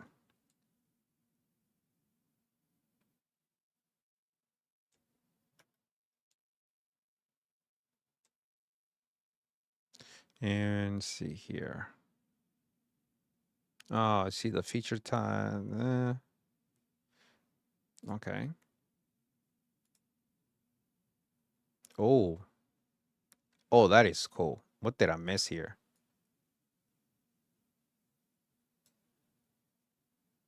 Yo, look at that thing. You just drawing a. Oh my fucking god! This will save so much fucking headache. You did one feather. Oh my god! Look at that. This is cool. See, you have a feather thing. This is like a fuck brush. There you go. That's a feather brush. So he just put the feather brush in there and just selected how long he wanted, and they all could be different. Oh, that is just so fucking cool.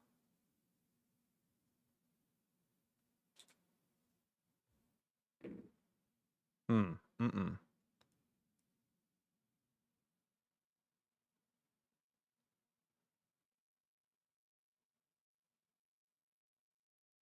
What? You see this idea? They took this from Unreal Engine. This thing right here is from Unreal Engine. Unreal Engine had this on so Unreal Engine 4. This is when they add this. So you can take one model, just one piece of the model. You can have an ending and a beginning, and you have the middle. So the middle is what you move everywhere. Let's say the ending on one side. Let's think about like a street, like a rail. Let's say like a racing car, like a rail.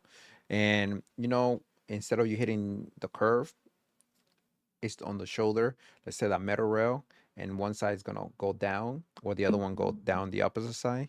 So you can stretch it all the way through, and that middle is always gonna be the same. So you just stretch it as long as you want, and you just follow that curve, and then it create it. And then at the end, you select, boom, this one's gonna be the right, boom, that's gonna be the left, and that's it.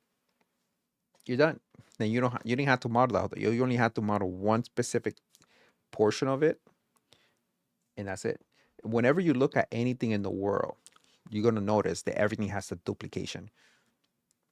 It's very duplicated. So let's look for I don't know, building.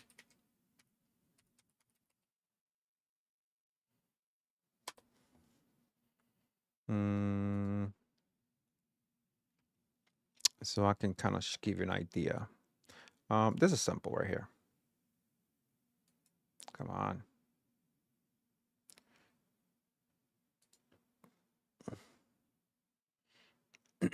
Okay, like to see all this is basically the same. The only thing you're doing here, come on. See, let's look at this one, especially this one. So you basically model this section here, and then you model one pillar, and you just put in whatever order they're gonna be in, and then you model that glass back there, right? It's gonna be really quickly, and then this thing here, you just model that. And the same glass you have here, you can probably put it here and just shrink it down just so it can kind of fit. And then you can grab this here, right? Slap it on top. And then you put this and that and with this. And you grab that section. Just let's say you do like a quick select, right? Let's close this again. You grab your quick select and you select this three thing and you just duplicate blah blah blah blah blah blah blah blah blah blah blah all the way to the top. But now here, like they want to separate a little, and you can kind of do that to kind of do the separation, and then the end could be as the model the bottom part, and you can slap that in and you finish it off. But here is much simpler. It's the same shit all the way through from top to fucking bottom, except the little section here that kind of separates a little. That's the only thing a little different. You just model this corner right here and you just slap it all the way down. Copy and paste, copy and paste, copy and paste all the way down. And wherever you see a little division, a little thing, that's nothing. That's nothing. It's basically this little thing here is just that. And you just scroll it down. Just scroll it just a little bit down to kind of, but in this building, no one's gonna come in. This is just gonna be for show, for people to walk around. Maybe Spider-Man gonna swing around it and keep going, or maybe Spider-Man gonna land on this roof or walk around it and then swing off. But Spider-Man's not gonna come in here. You're not gonna give it a thing to come in. If he does, maybe a vent on the top, maybe in the bottom. But then you create a complete. Then you load up a different level of what the inside will look like. That's one of those things. The same thing here. Look, this is simple, super quick. Look at this building. Same fucking design all the way from top to bottom. Look at this building. Same design from top to bottom. You can actually cut this here in half. You grab this, you put a line here, and you cut all the way down in half. You could just basically one pillar, tiny one, long one here, another long one, then copy and paste it and reverse it on the other end, and you align it, and you got the building. You're done. And this is just straight up, all straight across. Nothing to it. Like I say, buildings are usually the same shit. You can see it's the same fucking design all over the place. Look at this one. See? Same design. Easy to do. Even though that's a drawing. The same shit. Easy to do. That's basically this here. You put it here and you just stretch it out. And that's pretty much it. You're done. Look at eye, mouth and mouth. It's easy. Telling you, 3D modeling is not that fucking hard. You just gotta understand that everything has pattern. Let's close this, and let's say DC. Oh no, New York.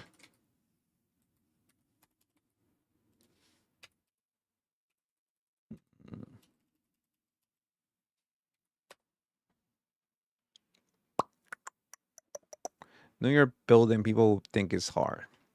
Let's look at this one. This one is the most famous one. Look at this. This is easy. Everything is the same from top to fucking bottom. The only thing that's different is a little bit here on the top. The curve, they kind of throw you off, but if you got to start off on this curve. Do this curve, and then you work your way out for you. So when you do this little curve right here, that's it. All the way down, you're done. So let's say this window here, or you can create these two windows. Put into from this corner to this corner. There's two windows here, and when you do copy and paste, it will copy and paste all across. Because if you look, two windows here, two windows there, two windows there, two windows there, you just look for that pattern, and you just do it all the way through. And look, that line right here is your guide. So what you could do, two windows here, two windows there. That is your box. This is your box. And then you're gonna do it here, you're gonna do it there, you're gonna do it there, and then so on right there. And this is where you separate, create this new little design, and then you do that. It's almost the same as some of these right here. A little bigger, but it's almost the same. So it's not much to change. It's a little difference here, there. It's set down here. The window's gonna be a lot bigger. And again, my school used to be around this area. I used to go to an art school for high school, and in this area, it's like maybe like 5-6 blocks from here, maybe a little more. I used to walk through the school to that building all the time. It's a very famous one in New York. The same thing. The one that usually has a lot of little differences is church, but not too much. Look at this, straight up, the same fucking shit. Look at this, from corner to corner. Look the fucking same. Just look what is separate. Like here, this is big as pillar. This kind of pops out of the building here. So every two building there's one. Every two windows. I mean, every two windows a pillar. Every two windows a pillars. Every two windows a pillar. That's pretty much it. And you can kind of model this almost instantly. And look at this. There's a little separation. It's a little lip coming out, and you can just pop that lip real quick.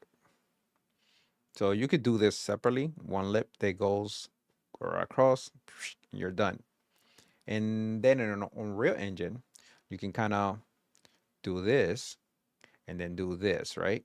This is your end corner here, for example. Like I said, this is your end corner. This is your end corner.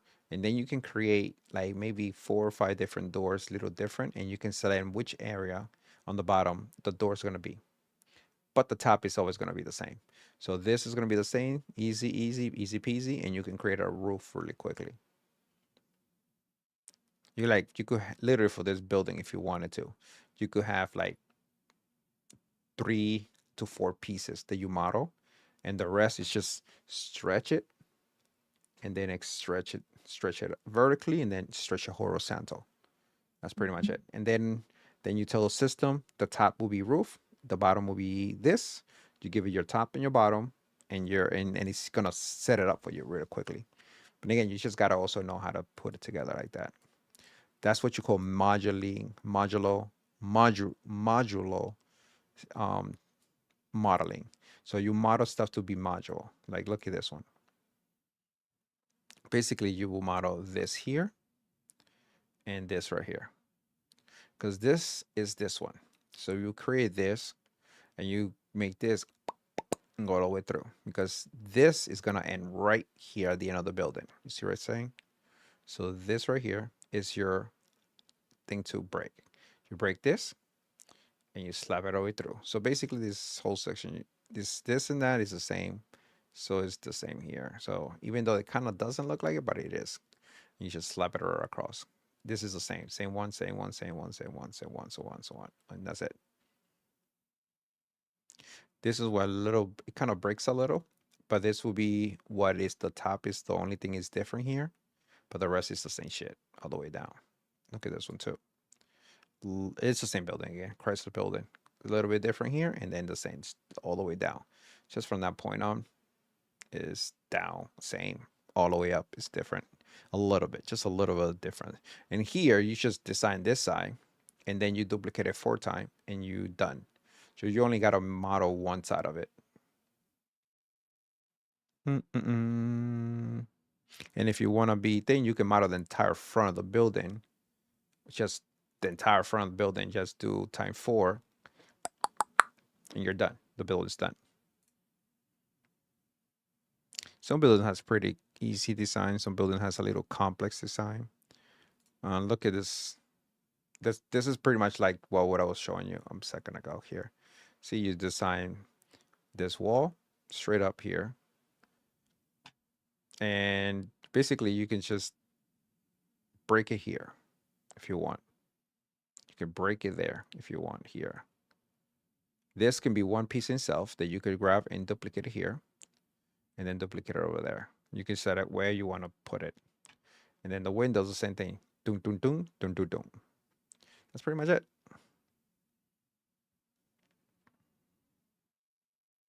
All right, so let's take a look here. Oh, let's close that.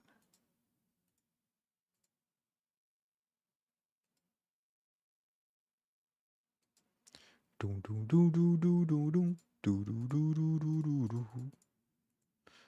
right.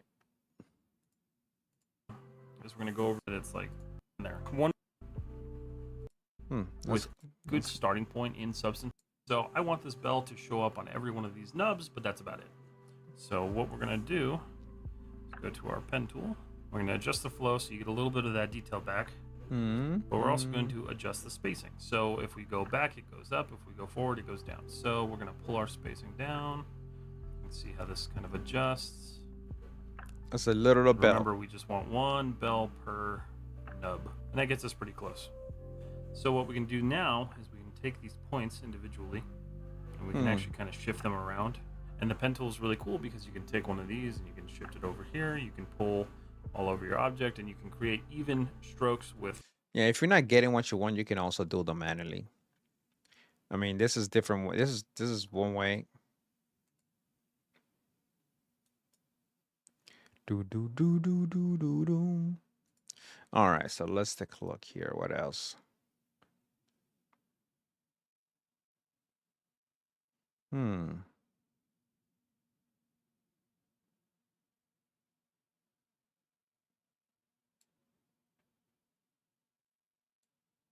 There's anyone 9 short case. All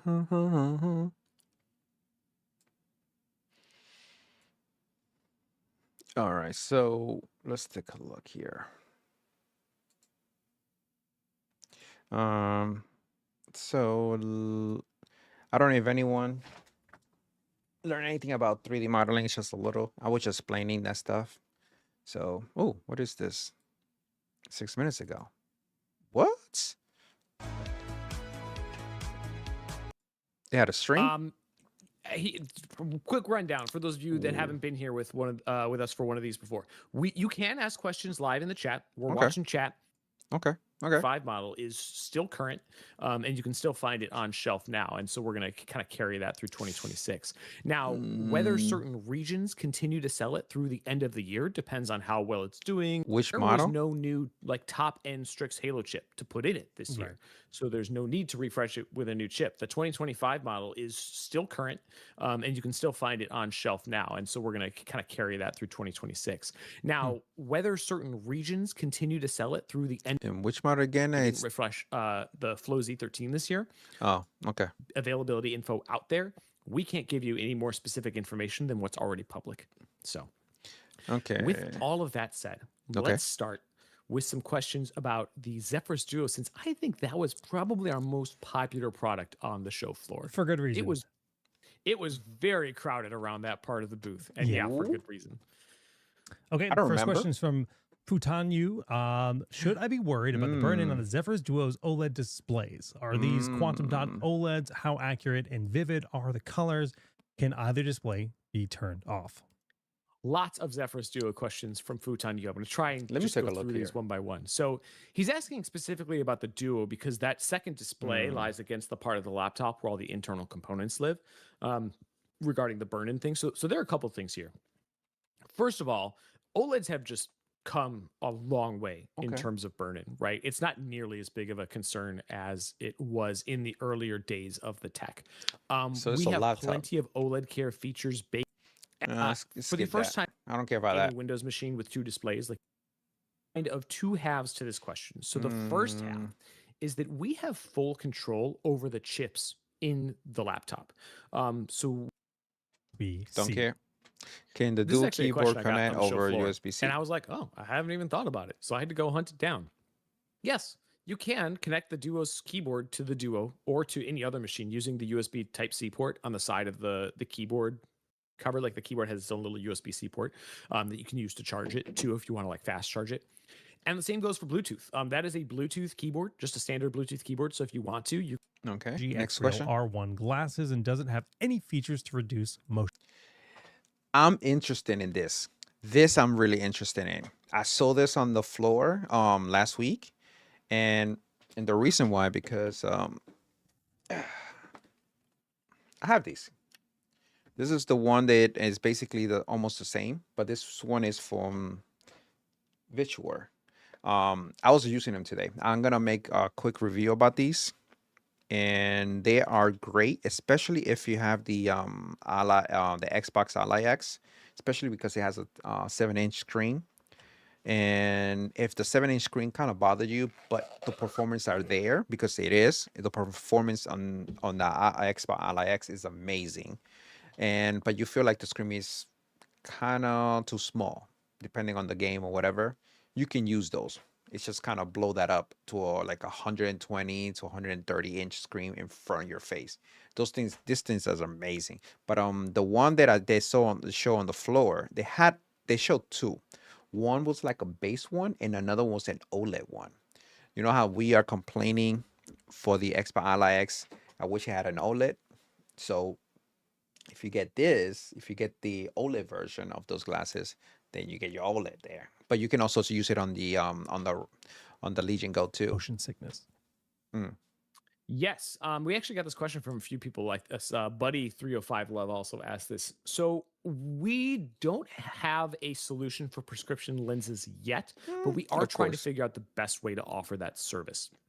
It is a bit more complicated because it's the prescription lenses are medical related, so there are different kind of regulations in Huh. different countries.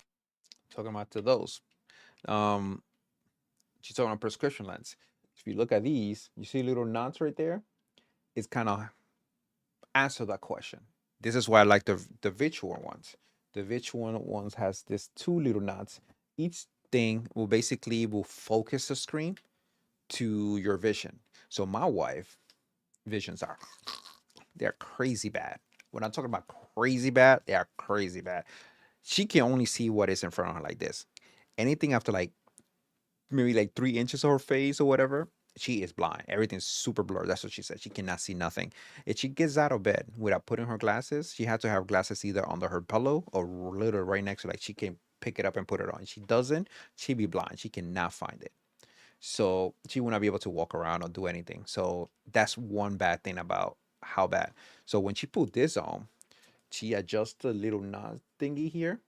Oh, close one eye, and then look until that looks sharp, and then close the other one, and then look until the other one looks sharp, and then you can watch whatever, play whatever, and she don't have to use her glasses with these, just because of those little things here. So, I mean, if you're doing these, you Piece need that to we have to those. figure You need to have out, that and feature. so it's just a little more complex. But stay tuned is all I can say. Mm, And obviously this affects us as I guess you don't wear prescription glasses Well, like I do, yeah, or I Mr. now have LASIK. LASIK. He just wears those to Blue up light his filters. nerd cred. Yep. I wear this As because of the same far thing, as the lighting. motion sickness, yes, we do have a couple unique features that most other Hmm. glasses don't have that help solve that problem. Hmm. So Okay. one is the fact that the displays in each eye go up to 240 hertz on these glasses. Which feels way Mm. more natural. Like, Okay. Yes, as we know, higher refresh rates and higher frame rates do help reduce motion sickness in VR and AR situations. Mhm. So that will help some. Another big one is that the anchor mode. So on a lot of glasses, when you project, a 170-inch virtual display in front of your Hmm. eyes, the display will move as your head moves, right? Because Mhm. it's just sitting It's in front of yeah. the glasses. Which means all those little like micro movements you make as you play or as you watch something can make some people feel a little wiggy. With Mhm. the anchor mode on these glasses, you press a button and that display stays put, so that when you move your head, the screen adjusts as your head moves to kind of keep the game in one place. That is really huge I for like motion sickness too. So if you've had I like problems that. with other AR glasses in the past, that may be the ticket that helps with the RG X Real R1s. Mm. So imagine you're on an airplane, you're sitting here, you lock the movie up here, but you want to be able to look at your phone like this. It's going to lock the movie up here, and then you can still look at your phone. Magic. I was I was telling my wife about it, and she was like, "Does it mean you can play video games in bed lying down?" And I'm like, "Yes." Yes. Which, just to complete my complete transition into a puddle of goo playing video games. It's perfect. I mean, like pairing this with your ROG phone or your ROG Ally is a dream, but also the fact that it natively docks with your. Oh, I'm just so excited for the glasses. All right, let's continue on with our questions here. I believe we have some more for the ROG R1. Aniket asked, is the ROG X-Real R1 control dock compatible with other similar glasses? And do the ROG X-Real R1 have all the features of the X-Real 1 Pro? Yeah, so he's saying that the X Real 1 Pro kind of look very similar to our X Real R1s, and yes, they are. So he's asking about the 6 degrees of freedom and the Real 3D feature that uses AI to convert 2D to 3D for the X Real 1 Pro. Wow, Sorry, teasing I'm that just there, aren't you? taunting that guy in chat. So the X Real I for 6 degrees of freedom, yes, we do have that on the R1s. The Real 3D feature, I don't have a confirmation on yet, so stay tuned on that. That's all I have.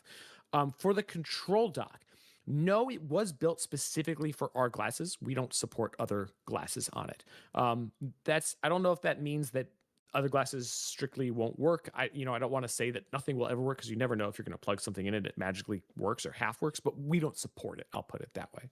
Okay. And then sorry, this is a whole separate question. Yeah. Okay. So another question Sorry, from I started reading the next question. right VGA. Will the dock for the Asus X-Real R1 glasses be available for purchase separately? I'm very interested in utilizing one for travel setups. This is the simple answer. Right now, it is only available bundled with the glasses. Okay. Okay. Well, Who knows if we find a way to make that product work with, useful for other stuff. I don't want to say never, but right now it's bundled with the It glasses. is a bundle. Yep. Okay. Which means I believe you can only buy the glasses as a bundle too. I believe it's you buy it, you get it as a bundle, and I think that is the intent. But Okay. All right. So we are going to look All at right. some live questions next. So give us a moment to. And what I want to say something first before we dive into these, because I'm looking at the live questions and I'm seeing a lot of people asking, hey, do you have more specific availability for this? No. What about the price? No. We already addressed that earlier in the show. Like what's public is what's public. We can't give you anything other than what's public in terms of pricing and availability. We did have a question. I'm just going to read this one because it's related to what I just said. Captain Chats on YouTube says, is it possible to sign up for a notification to know when a specific product is available? Sometimes, yes. It depends on the region you live in and when those notifications go live. So if you go to the product page, in this case, he's asking about the PG27 UCWM. Let's see here. This is getting interesting because this is different than what I have. They kind of added like this is what the guy was asking or talking about, the dock here. So if you have a console, you can you see you're here and you want to play your game, you can kind of hook up your console to this and then straight to the glasses and then just play your game and you just put it there. Huh. A versatile display with the spec you need. Classes like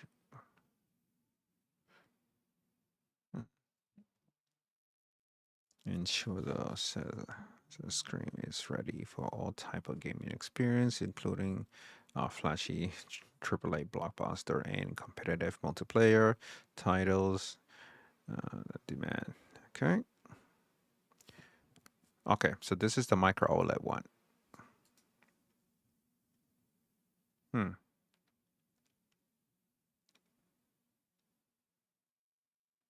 The future of spatial gaming is here. It's just one part of the new lineup. Display, peripheral, PC build, within component, laptop, desktop, and more. And we're announcing. Okay. Okay, this is interesting. Like if you go to that product page on the ROG site and specifically go to the product page for your region, you may get a pop-up in the corner that lets you sign up for notifications. Like text messages and stuff. Yeah. I don't think a product page for that particular product is live yet. I'm not sure why. Sometimes the monitors, sometimes the product pages lag a little bit. Once that product page is live, check it for your region. If your regional office has that set up, you'll be able to sign up, but it just depends is the answer. Okay. All right. Poking through this here. Is it possible to stream on one and game on the other screen when it comes to the Zephyrus Duo? I'm assuming here because we were talking about the Duo earlier. Yet the simple is, yeah, that's something that I'm going to be showcasing a lot on stream. I mean, in our product photos, you can see the Duo. We show it with it used as like a notebook where both displays are vertical. That's cool. But also just natively having, your gameplay display and then your OBS display, or maybe you have half OBS, half browser. You can do all of that. The machine has a ton of power in it. You'll be able to use NVENC encoding to stream and game all on the same machine. You may have to turn your game settings a little bit down to make sure you don't overload your encoding. You're not going to necessarily be getting the same performance. It's something I talk about a lot on stream. Even with my top end 5090 PC, I prefer using a secondary machine to encode with it. So you'll need to adjust accordingly depending on what kind of settings you're trying to game at or what kind of game you're trying to play. Regardless, though, it is going to be extremely capable of being an on-the-go single device for. Thank you for the follow. Appreciate that. Appreciate that. Thank you. for streaming and gaming. And we will show that a lot as soon as we can. Yeah, that's. I mean, to me, that's like one of the primary use cases for something like this. Zephyrus Duo. Absolutely. Yeah. It is made for that exact situation. Okay. Yep. Okay, another question. Just in case for anyone who joined in, not sure what we're doing. Well, I'm looking at some of the news. It looked like RG had a stream today, and I kind of missed it, so I'm kind of trying to catch up right now. They kind of spoke about the AR glasses, and so we just finished talking about that. So I was looking at their basically page information here about it, and this is looking kind of interesting. I don't know if I'm gonna get one. The virtual one that I have is basically the same thing, similar, and I've started been using those to do my portable gaming on the go, because the Xbox Ally X screen, as you can see right here, this boy right there, the screen is small compared to, of course, the Legion. So the Legion and this, look at that, look at that. Look at this. See what I'm saying? So compared to this and that, I use the air glasses for this, because it gonna allow you to kind of, some of the games they works really well here. Pop that on and you're good to go. Especially this one is gonna come with a micro OLED screen on it. So if you're complaining this thing doesn't have an OLED, if you get these glasses from RG, you may get that little OLED feature at that point, but not here, but on your glasses. You'll be like this. You can even lay down and play your games this way. So it's kind of cool. That's what I was doing earlier with my virtuals one. Is it possible to sign up? Oh, we already talked about that. The notifications. Yep, the new Zephyrus Duo is going to utilize the RG Bulwark dock and still be able to go into turbo mode. Bulwark dock doesn't have enough power for that, I believe. So I think what he's asking is, okay, so I think there might be some confusion here. The Bulwark dock is just like a USB dock. You can connect the Duo or any laptop to that dock and expand your USB ports and use the HDMI, whatever, all that stuff coming out of the dock. Okay.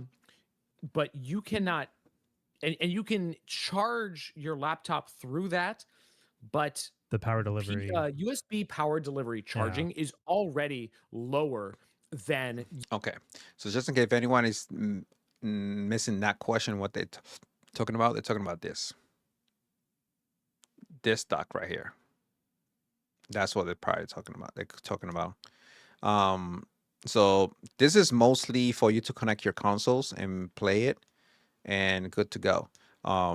If you have your RG Ally, just connect it here. It will probably give you enough power to keep charging your Ally, your Xbox Ally while you're playing, and that's pretty much it.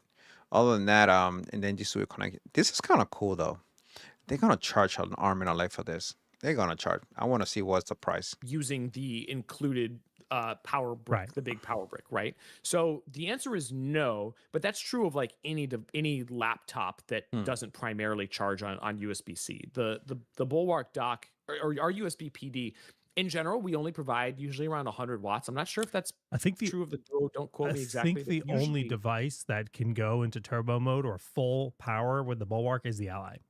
Because the Ally, it's max. It only needs 65 watts, whereas the Duo is like, I don't remember the exact wattage, but that power brick is going to be like 280 plus watts. Even our new, even our new Zephyrus C13 uses a 200 watt brick, right? Yeah. The old one used 100 watts, so that's because those dedicated GPUs require a lot of power, and the thing is, we limit the USB-C power delivery on those laptops to 100 watts because if you were to push it higher, you lose a ton of efficiency, right? Because of the way that you have to measure the voltage and amperage and stuff for power delivery. So you just end up generating a lot of like waste electricity and waste heat. And so usually those USB-C power delivery is just for 100 watts.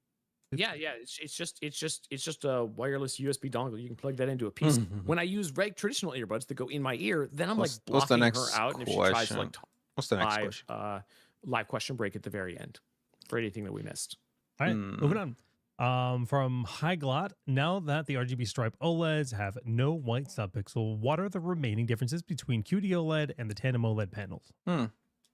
This is a really great question. A really great question. Because he's saying because that white subpixel for a long time was one of the main differentiators between QD OLED and W OLED. There are other differences in the technology, but that was one of the most kind of like practical differences.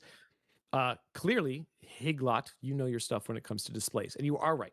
In a lot of ways, this does kind of close the gap between the two technologies. They're going to look more similar than they probably have in the past, not just because of the removal of that white subpixel, but also that black shield film on the QD OLEDs are going to make the blacks look more black without that kind of purplish tint that some of the older QD OLEDs sometimes would exhibit under a lot of ambient light. Now, they are still different technologies, right? There may still be some minor differences just to the way they do things, right? One is, yeah, like the new QD OLEDs are using an RGB stripe subpixel layout, but they're still using a quantum dot layer for color and things like that. Minor differences. But I want to try and present this in a different way, Okay. especially as the gap closes between these. It's not so much about which one should I buy. It's more about one panel manufacturer makes their displays in this way, and another panel manufacturer makes their displays in another way. And we purchase the panels based on the form factor we're trying to hit for that monitor and what's available. So, if we're trying to make a 27-inch monitor, oh, this manufacturer has an RGB striped tandem OLED in 27-inch. We'll take that. Oh, we want to make it ultra wide, and that panel comes in QD OLED, so we'll use that panel for this monitor. That's like kind of how that works. It's not really designed to be the main deciding factor between two monitors, especially if you look at the monitors we just announced at CES. One of those is a 27-inch 4K dual mode monitor. The other is a 34-inch ultra wide display. So you're going to pick based on the form factor, the resolution, the refresh rate you need. The panel type is like pretty far down on the list, and it only really matters if everything else is kept equal. Okay. If you are that discerning that you're deciding between two equivalent panels, one of which is tandem OLED and one of which is QD OLED, I would keep an eye out for reviews that'll get really deep into the nitty gritty. I'll let the reviewers kind of Break it down. handle some of those comparisons for you. But for most people, I don't think that that's something you need to worry about because both have improved so much and both look amazing. Awesome. Yeah, I cannot wait to see these in person because I have yet to see the newest panels. Anything with the Black Shield tech sounds cool. All right. It is cool. Yeah. Next up from Tiger, Okay. how does the Black Shield film on the QD OLEDs differ from the True Black Glossy on the tandem OLEDs? Is it matte or is it glossy? So the Black Shield film on the QD OLEDs is very glossy. It's not matte at all. And I think that Tiger might be asking this question because it has different branding. It's not called True Black Glossy.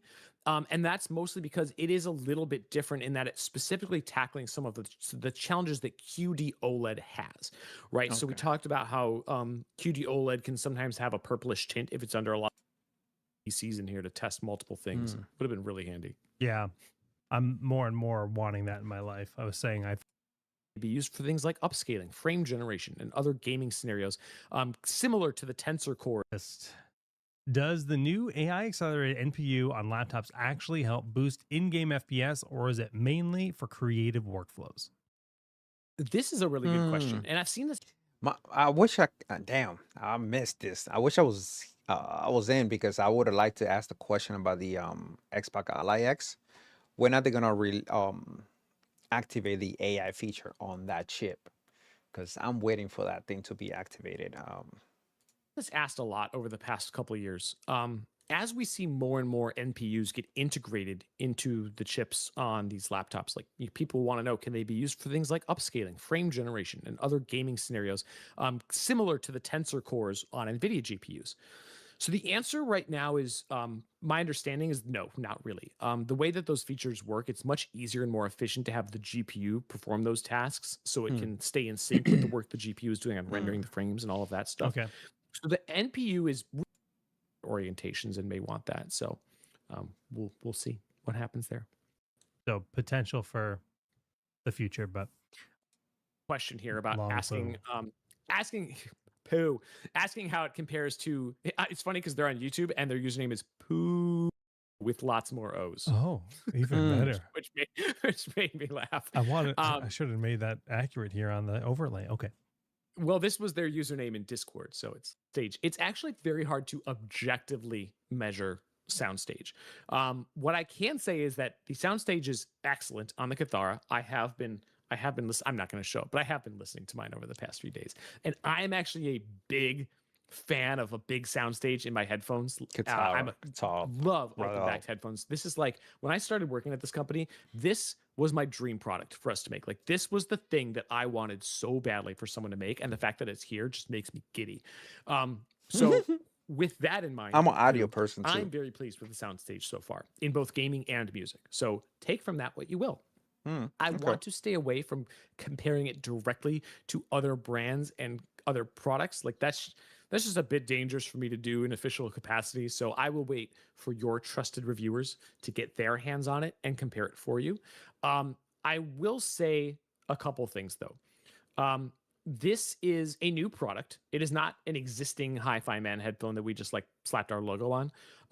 You may find some Hi-Fi Man headphones that to compare it to, I'm sure, but this is a new product. We gave them the specs we wanted, and then we worked together to tune it specifically to the sound signature that we wanted to achieve for this specific product. And I do think that people are really going to like it. And I really think people are going to like the price if you're the kind of person in the market for this type of headphone. Right. It's still a high-end headphone. It's still going to be at the top of our headphone stack, but Pooh was asking us to compare it to a $2,000 headphone. And I don't think I can reveal the price yet, but I can tell you that the Cathara is not going to be $2,000. That's not where we are at this point, right? We're trying to make things more affordable than that.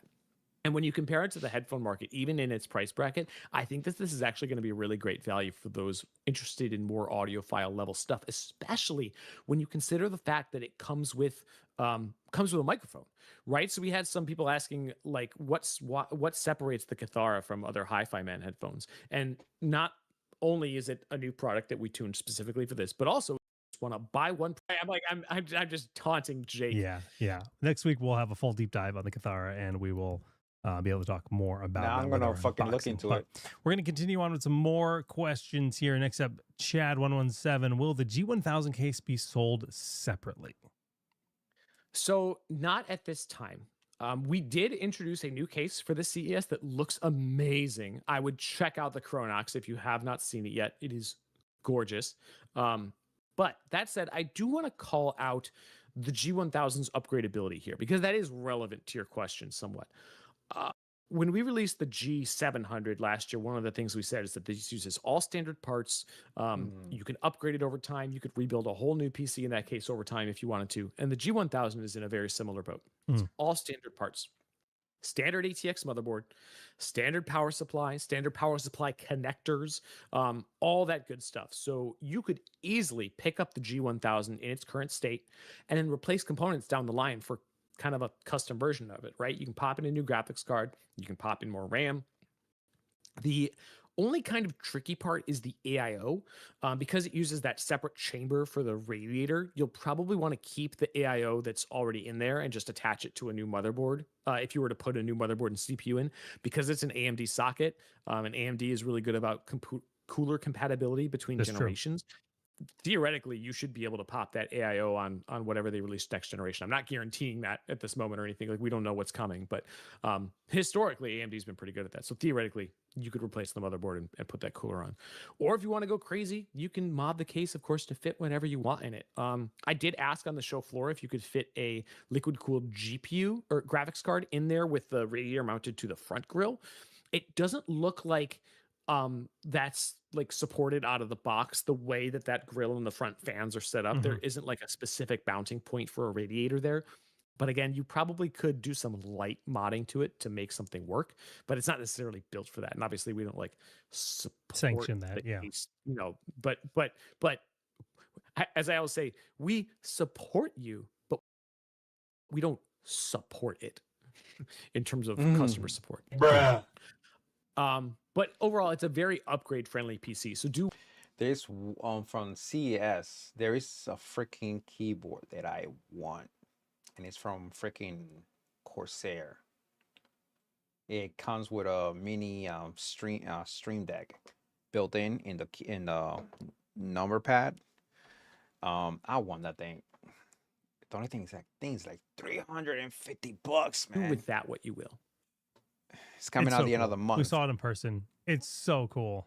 It's so cool, and it's hard because a lot of videos and photos don't necessarily do it justice because you have to shoot it at the right frame rate to not get like the fans to show. Right. And it's so bright and vivid in person. It's one of those that you just have to see it in person to like really get the full effect. It's so cool.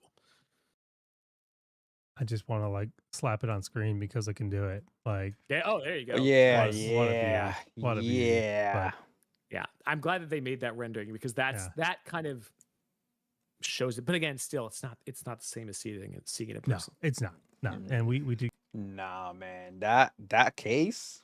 Fuck me. I'm gonna look for the case. Give me a second. Damn. Oh, GG1. Damn. Mm.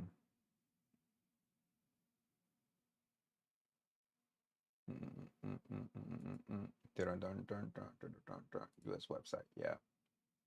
Yo, that thing looks insane. G bill to be seen. So this is a pre-bill. That's the only thing. This thing is a fucking pre-bill, and I don't want a fucking pre-bill. I want the case. Can I get the fucking case?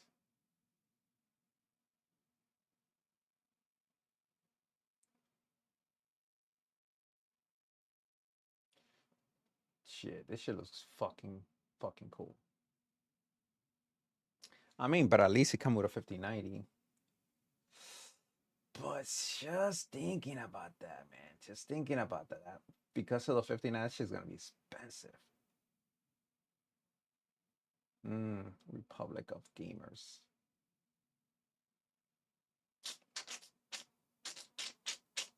I want to show what I'm watching, what I'm looking at.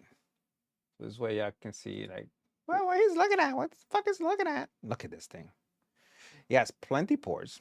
That's a good thing. What the fuck is this? Anime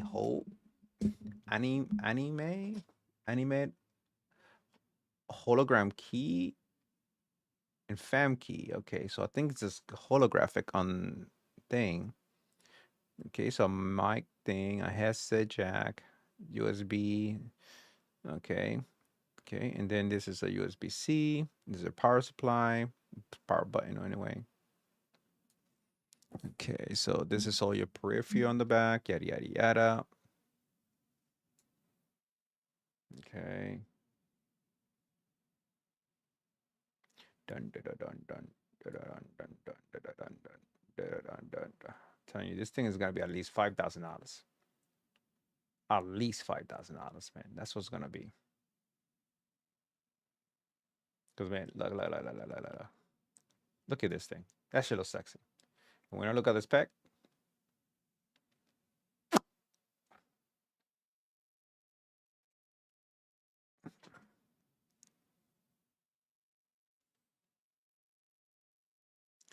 go back. Okay. Here you go. Rig. And you got a racing chip. And then a 5090 right here. Oh, it comes with Windows Pro. Okay, that's cool. I like that. It comes with a Windows Pro. I guess you can get an AMD graphic card instead if you want to go that route.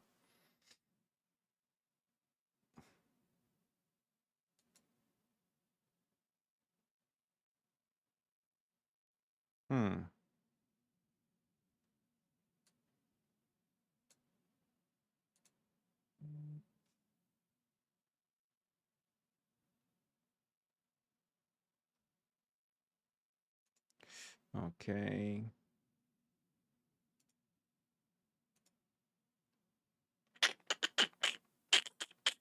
Okay, so not too bad. This is cool. What I like is they kind of separate. They got a whole down section for the radiator. So this whole radiator is separated from the rest of the case. So I like that. I really, really do like that. That's kind of cool. That's fucking cool. Fucking like that front panel. That's so gamey. That's so me. Oh, that is so fucking cool. But the only thing is that this is just holographic thing here.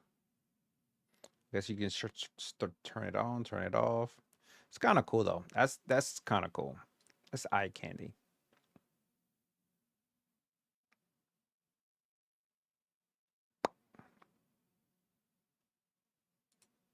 You get the chance to do that. I mean, you just saw the newest version at CES. For real, will this be a standalone product? Let's see. Let me go back here.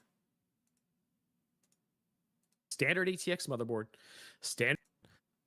Eager for that unboxing next I know. week. Sorry, I'm just taunting Jake. Yeah. Next week we'll have a full deep dive on the Cathara, and we will be able to talk more about that with our unboxing. But we're going to continue on with some more questions here. Next up, Chad117. Will the G1000 case be sold separately? So I didn't not hear that at one. this time. We did introduce a new case for the CES that looks amazing. I would check out the Chronox if you have not seen it yet. It is gorgeous. I don't give a fuck. But that said, I do want to call out the G1000's upgradability here because that is relevant to your question somewhat. No, it's not relevant. What about if I have everything I need? I don't need nothing because everything I have is top fucking notch. The only thing I just want to switch my fucking case. Come on. When we released the G700 last year, one of the things we said is that this uses all standard parts. You can upgrade it over time. You could rebuild a whole new PC in that case over time if you wanted to. And the G1000 is in a very similar boat. It's all standard parts. Standard ATX motherboard, standard power supply connectors, all that good stuff. So you could easily pick up the G1000 in its current state and then replace components down the line for kind of a custom version of it, right? You can pop in a new graphics card, you can pop in more RAM. The only kind of tricky part is the AIO. Because it uses that separate chamber for the radiator, you'll probably want to keep the AIO that's already in there and just attach it to a new motherboard. If you were to put a new motherboard and CPU in, because it's an AMD socket, and AMD is really good about cooler compatibility between That's generations. Theoretically, you should be able to pop that AIO on whatever they release next generation. I don't use AMD. I use Intel. I'm sorry.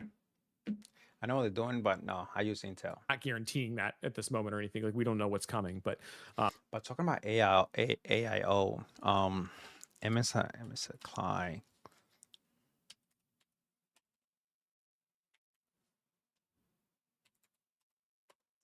Yo, they have one on CES. My fucking God. I want it. Is this the one?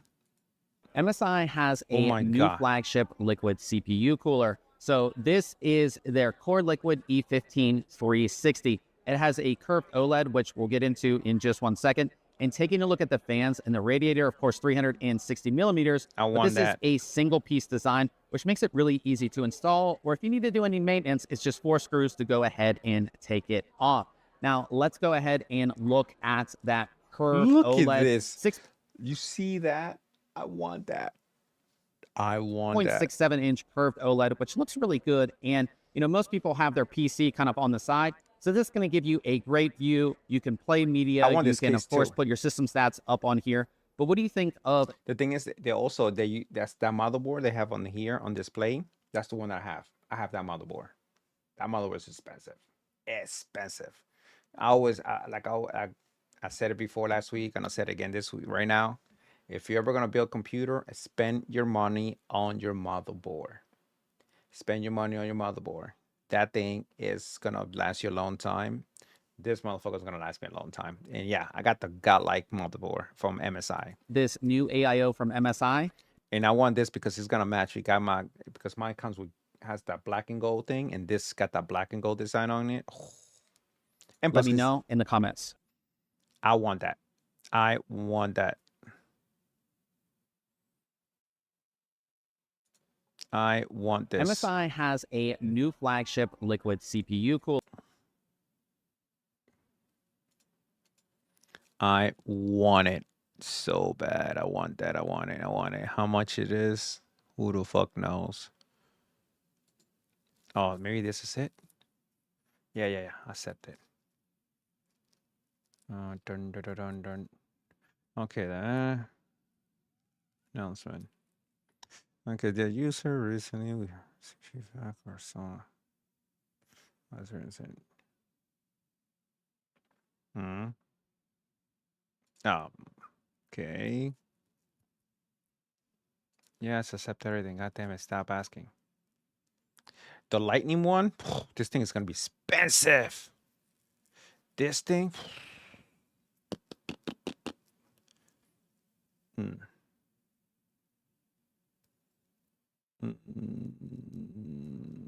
Huh. Let's take a look at these fuckers. Stop asking.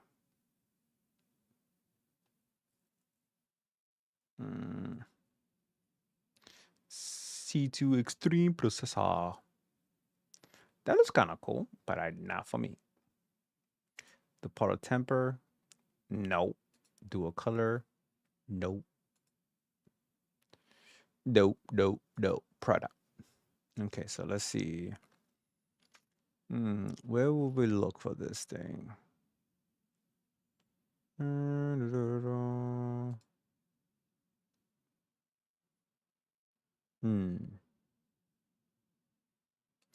This bullshit right here. Stop. This bullshit was put on the freaking Legion Go, and I hated it because they're trying to amplify your sound or whatever. I'm like, yeah, whatever. There's other software that will enhance your audio on the Legion Go better than that. Let's see here. Specification. No. Oh well. Let's just call it quits here. All right. So I'm gonna call it quits for the night. If anything, I probably will jump in later on today again. I'm just getting hungry. I just want to go get something to eat. And right now, I may be in tomorrow. Tomorrow's a 50-50 chance. I'm going to be hanging out with some family members, so I may or may not be in tomorrow. But for now, I've been here for almost 3 hours. I wanted to go a lot longer. Last week was a fucking ridiculous long week for me, but I'm trying to recoup. But tomorrow is a 50-50 chance that I'll be in, and also it's a 50-50 chance that I may be back in tonight. I may get back in tonight in the middle of the night just to stream as long as I can, so this way I don't have to stream tomorrow at all. But anyway, all right. Anyone who's joined in, thank you for joining, and have a wonderful day. Take care.